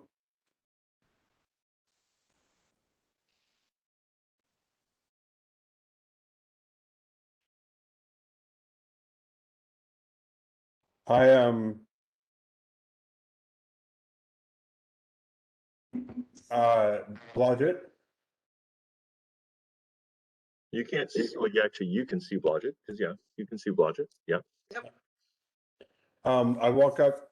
Blodgett, are you invisible right now? Yes, but I'll take my ring off. You don't need to. I walk right up to you as if I could see you. Oh. Because I can. Hi. Hi. And I sort of lean down towards you and I say, don't react strongly to this, but there's a human that is currently invisible and by the statue over there. Do you think that you could like go over there and I know you can't see them, but I can. So if you would just go, North, please. south, east, west. The statue that's behind us, I think. Yes, I Victor? know, but around the statue is like the top being north. So where is where do I see what I see, Victor? Eastern, the east side of the statue. Okay, So it's they're going on to the be east side of the keypad statue. 6 comparatively speaking. Other side of the star in Yeah. the middle of the East Yeah. side. Okay, I got it. So if you go around the north and maybe behind what might be behind them, and when I see you over there, I'm gonna take an action. And I walk up to the rest of my party who's dealing with the roper, and I just whisper very calmly in their ears as best I can. We have a visitor. Hold on for my signal. Oh, Okay, and the house is such a mess. so Yeah, right. basically, Blas, you're seeing dead people now. I can see things you can't see. Let's just leave it that way. Okay, all right. And basically, we're supposed to just pretty much play it off like we don't notice or We do don't anything. see them right now, but I'll let you know. You'll know the signal. Okay, all right. Ah! And so Victor, I'm gonna as Blodge is making his way around, I'm just gonna sort of go to the back of the group and like walk towards the statue as if All right, hold on one second. studying it. So, Blodgett, you are walking up to the north side, correct? Yep, about a little bit closer, but right there, yeah. Invisible. Invisible. Moving The rest of silently. you guys are in opening up the roper, kind of checking it to make sure you've got all the stuff out. Mm-hmm. Frederick goes around that corner a little bit and then resets his ring because I did an attack and make myself invisible again. Okay. And I'm gonna wait just right around that corner with my bow, and try to watch Blas as best I can. I move silently. 32. All right, you were able to successfully move silently. Probably. Maybe. Yeah. All right, Blas, you were going to do something now? Is Blodgett in place, more or less? You can see where Blodgett is. They appear to be where they are on the map. Blodgett is armed. Great. We're assuming still, right? I'm going to saunter up towards the statue, probably about just 5 feet away from it. Okay. And so I'm right near the guy, whoever that is. And as I approach, I kind of I look at a glance at him and go, I can see you and you're surrounded. Okay, cool. That sounds about right. Okay.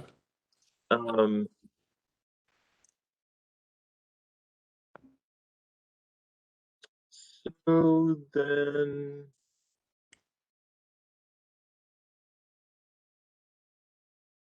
let's see. And he kills me.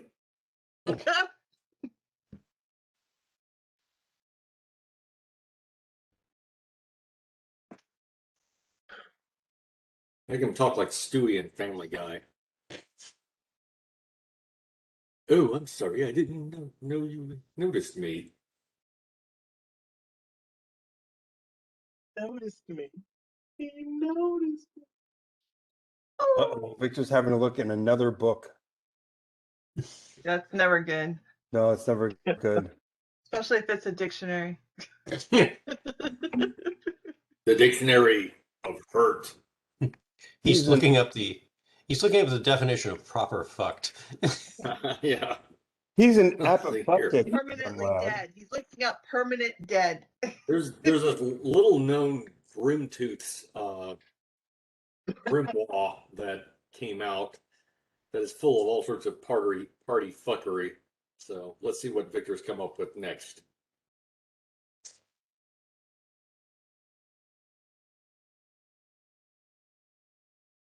Yeah, this is some fuckery.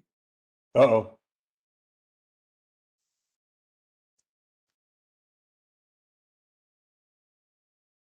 Okay, they were just trying to be nice to you. I didn't attack him. I was talking to him. Yeah, you talked in a threatening manner. He was being matter of fact. He was just saying, I can see you. Mm-hmm. We got you surrounded. You're surrounded by idiots.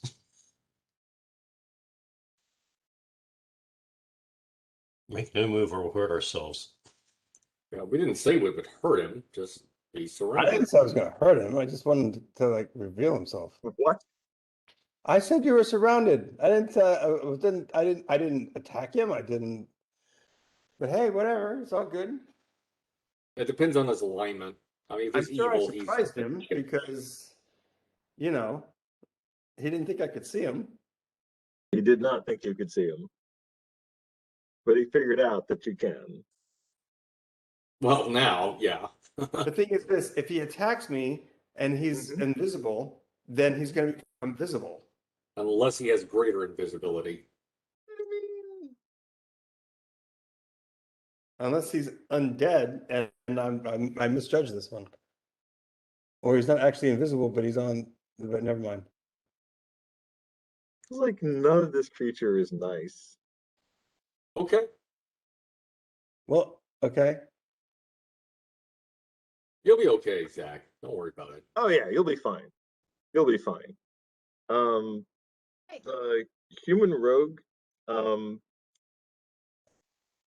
sticks his tongue out at you, and his tongue is about 3 feet long and wraps around and attempts to strangle you as he leaps forward and claws at you. Okay. Okay. Yeah, that's the What's your armor expression. class against her? Well, okay. Hold on. Is it? Hold on. We're in combat. You are not flat-footed. Right. Okay. He has a surprise round because I'm betting you did not expect a 3-foot tongue. No. Why would I expect such a thing? That's crazy. Not on a first date. Okay. Thought he was human. Always expect a 3-foot tongue. 24 is my AC. Okay, so let's see what Gene You said. got lucky today because I got a 5. So that Okay, missed that's you. good. However, his claws did not get a 5. Only one claw hit you, so that's nice. Ooh, they're death claws though, so it's probably not as nice. 14 points of damage. Okay. And could I get a fortitude save? You can get that. Poison. Yes. It will determine what happens. It's a good thing I have a wand of neutralized poison, isn't it? I mean, I roll a 11 plus 10 is 21. yeah, that's not high enough. You're paralyzed.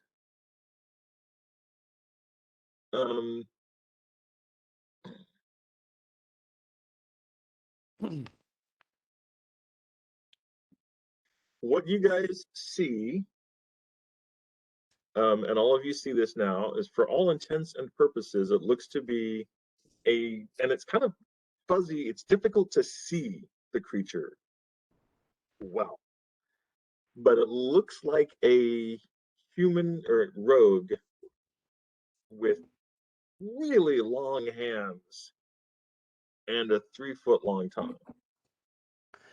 It's a ghoul or a ghast. No, it's something else. I've heard of this creature vaguely. Okay. I can't recall its name. Initiative, please, everyone, including you, Zach, because it's not a permanent paralyzation. Ooh, I have a nice. 17. Let's see. Knit. 10. There we go. I got a 22. Awesome. 19. Let's see if I can do anything with it. Holy shit. You're creative, John. Gonna get that way. Sleep on it. That might be one thing. But maybe resistant to spells. I don't know. It's not nice, I'll tell you that. Maybe they dumbed it down a little. Oh, they did. Wow. Okay.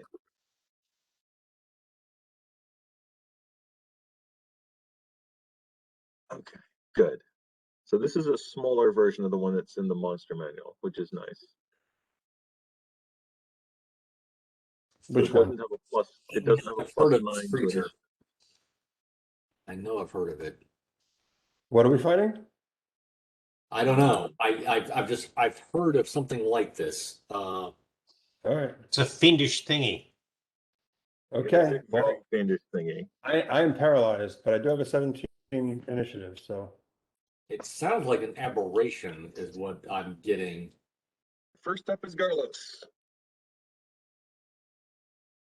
Carlos. Okay. You can see Carlos, it. make it visible if you can. I'm going to put it on the field because you can definitely see it. Okay. It looks so. Blas came a little forward and was like, "Hey, we're gonna. This is the thing." Blah blah blah, and it leapt forward. Okay, I'm gonna move in and attack it. All right. Like that? Full move. You can do a. So each square is only 5 feet, so you can move. This is 30 feet and do a single attack. Okay. Go for it. That's gonna be a 19, 20, 22. Is it something that's affected by the blade that is good against Underdark. yeah, Underdark? Oh, that's right. Let me see real quick. One check. You have a blade that affects things from the Underdark? Yeah. You've got the moon blade. Yes, you are going to hit it with the moon blade. Okay. It's got a That's spell a handy If tool. that helps it at all. 1 second. No, that does not. All right, so you hit it. You get the full plus 2d6 damage. Okay. That's a handy tool to have in this situation. Yeah. Oh shit, that even pierces. I forgot that. Yes, it does pierce. It doesn't like you. Yeah. I didn't think it would. I don't like it. It doesn't like me. This isn't 7-Up. You know what it That's- sounds? Oh, Gonna take a base 14 points of damage. Is there any other damage that it takes? It's basically the short sword damage, which is 1d6 plus Yeah. the 2d6 bonus for Underdark. no, actually it's another section of that power for this. And Oh, then okay. it's a plus 3 sword, so Yeah. Hmm. That's what it took then. all right. So tell me the damage again. Oh shoot, I just moved the dice. Did I say 14 or You 16? said 14. Yeah, 14 points. 14. All right. Good job. It kind of when it gets hit by you, it does not like the sting of the moon blade. Who does though, really? Who does? Who really does? It goes in 20.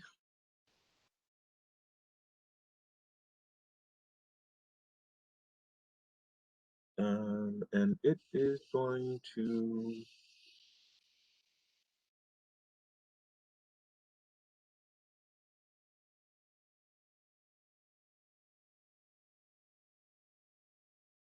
Let me double check this.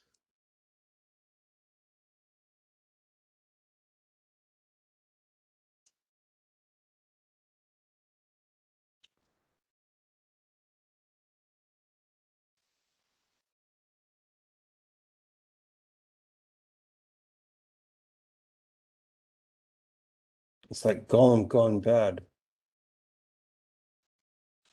You know, I know what this reminds me of. It sounds like a choker. That's what it's called. I'm not saying it is, but it sounds like one.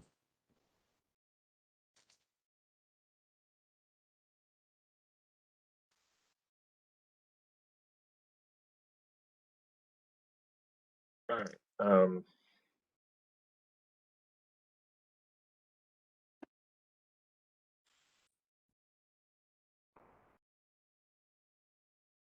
2. So it summons 2 ghouls. Oh God. So its move is to do the summon. The ghouls' move is to do the attacking.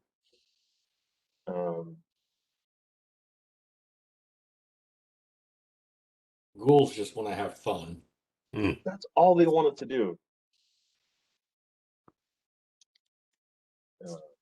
Ghouls gone crazy, gone wild. Ghoul number 1 sucks eggs. Ghoul number 2. Ooh. Zach, what's your class again? 24. Damn, that's close. That is super close. I missed you. Okay. The ghouls miss you and Garlos. The fiend backs up 5 feet behind one of the ghouls. All right, next up is Blodgett. It has no idea you're there. Sneak attack. All Gank right.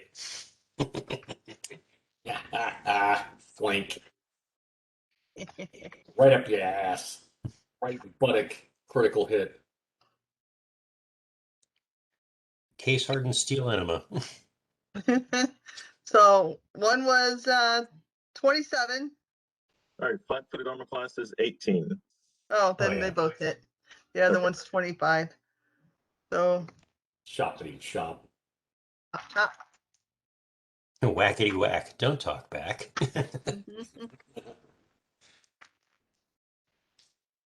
What kind of weapons are you attacking it with? Magic daggers. What kind Bazookas? of magic daggers? +4 and a +2. Okay. Roll them damage them, please.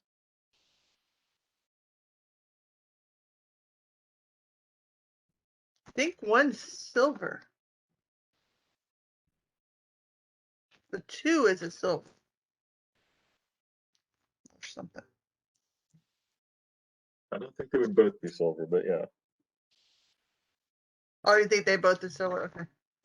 I know. I said I don't think they're both silver. I think only one of them would be silver. I think the +2, the one I had for a while. Yeah, that sounds right. That sounds right. Yeah.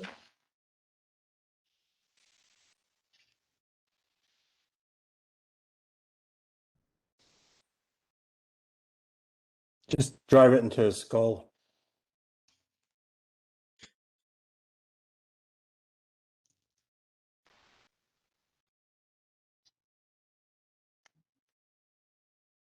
Man, they gave you a much weaker version than the one that comes in the monster manual, Good. which is good because it's not meant to be like the 62 monster. points of damage.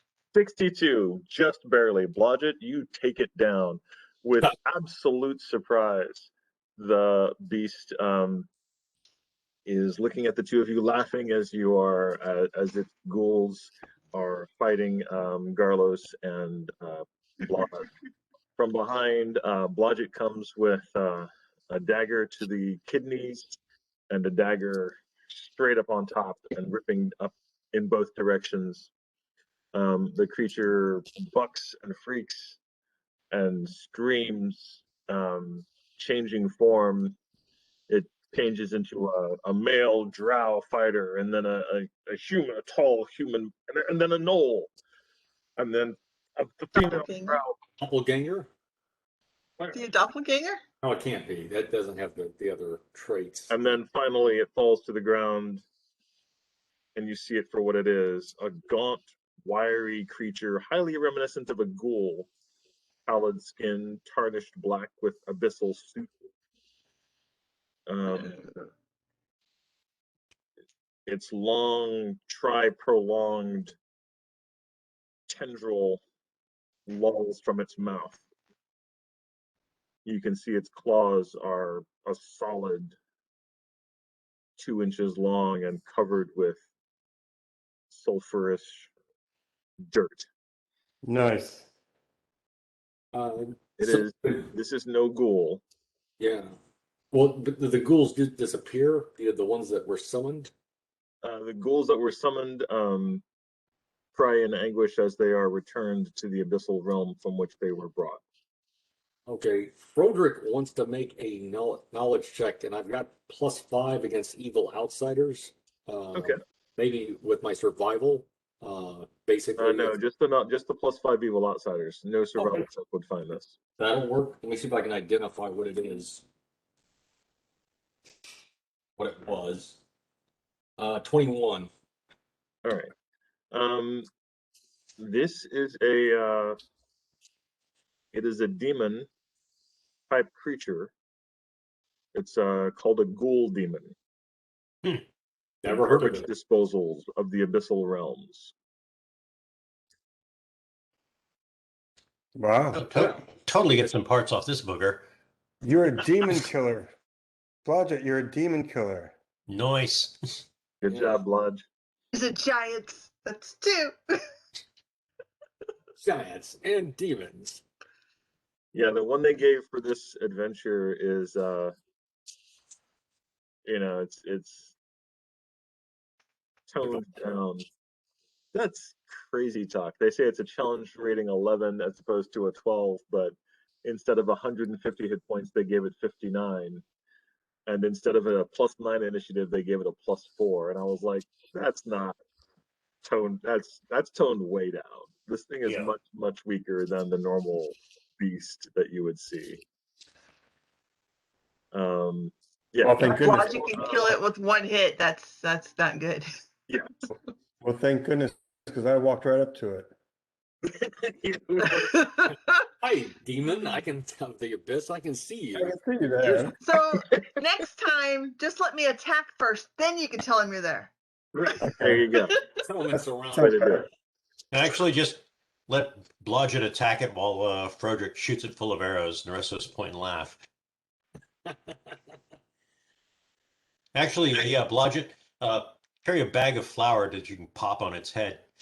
But the thing is, how would you know where it was? I had to bring it out in order for you to see it. True. Yeah, you did that. You did good. I think the idea of Froderick shooting his arrows at it wouldn't be bad. Like you could tell him where to shoot, and then once it has a couple arrows, then a bludgeon can find it. There you go. There's Logic that. could probably smell it. Give Frederick like glow in the dark arrows. Have him cast fairy fire on his arrows before he shoots. Yeah. There you go. Tracer arrows. Pretty much. Well, that's all I gotta do tonight, guys. I gotta go. No problem, dear. Y'all take care. It's Oh. already 10:10, so yeah, we're gonna close it down tonight. Night. Yeah, I've got to scoot. I have to work at. I have to get up at 4 to go to work early. Absolutely, too. Sean. Yeah, I think you're excused, man. Yeah, we'll definitely call it a day. Good place to We'll stop. meet up here at this point, at the exact point next time we meet. Yay. Oh, Vic, by the way, collecting tongue, claws, and blood samples from this fucker. All right, please write it down. Did. You straight up, this is the best chance you're going to get some quality demon blood. Yeah, it's fresh. Oh, we need it for the Bash's We already have some that we bought, but this is Oh, that's even right. better. Oh, okay. Yeah, this is the fresh stuff. This is the good stuff. This is the fresh stuff. Okay, that's good. Okay. Yeah, my work week for this week and probably next at least is going to be very bad. I'm having to cover cycle counts because one of my coworkers in the warehouse came down with COVID and has had to go to the hospital. Wow. Wow. Now So- that's interesting because there's only about the caseload on it. It started rising again in Texas. It got down to about 52,000. Oh yeah, well we're in the second wave now. Just Yeah, look it's at the coming charts from back. 1918, and we're heading up a slope again. Yeah, I've been watching. I need to look at what the numbers are now, but it's like, well, California is now over 1.7 million. They have not gone down since January at all. Wow. Not worth a shit. But yeah, the upsetting thing was this fellow was totally vaccinated. Which one was it? Pfizer or Johnson and Johnson? I don't know. Never asked him. Yeah, We've got Pfizer though. That seems to be one of the good ones. yeah. I kind of prefer Moderna myself. I think I'm going to get that one as well. I'm going to get cross-vaccinated. I mean, I'm actually considering it myself. No a bad girl that idea. I went out on a dance party date last night. Not last night, Friday night. And the girl that I went out with just texted me and said that she was having symptoms and was going to go get a test. Fuck. Ooh. Oh, okay. Yeah. So it's like it's a fucking crazy universe. Here, Vic will cast divine favor on you for a +2 on your saving throw versus disease. And prayer and bless over here. I'll give you another couple of pluses.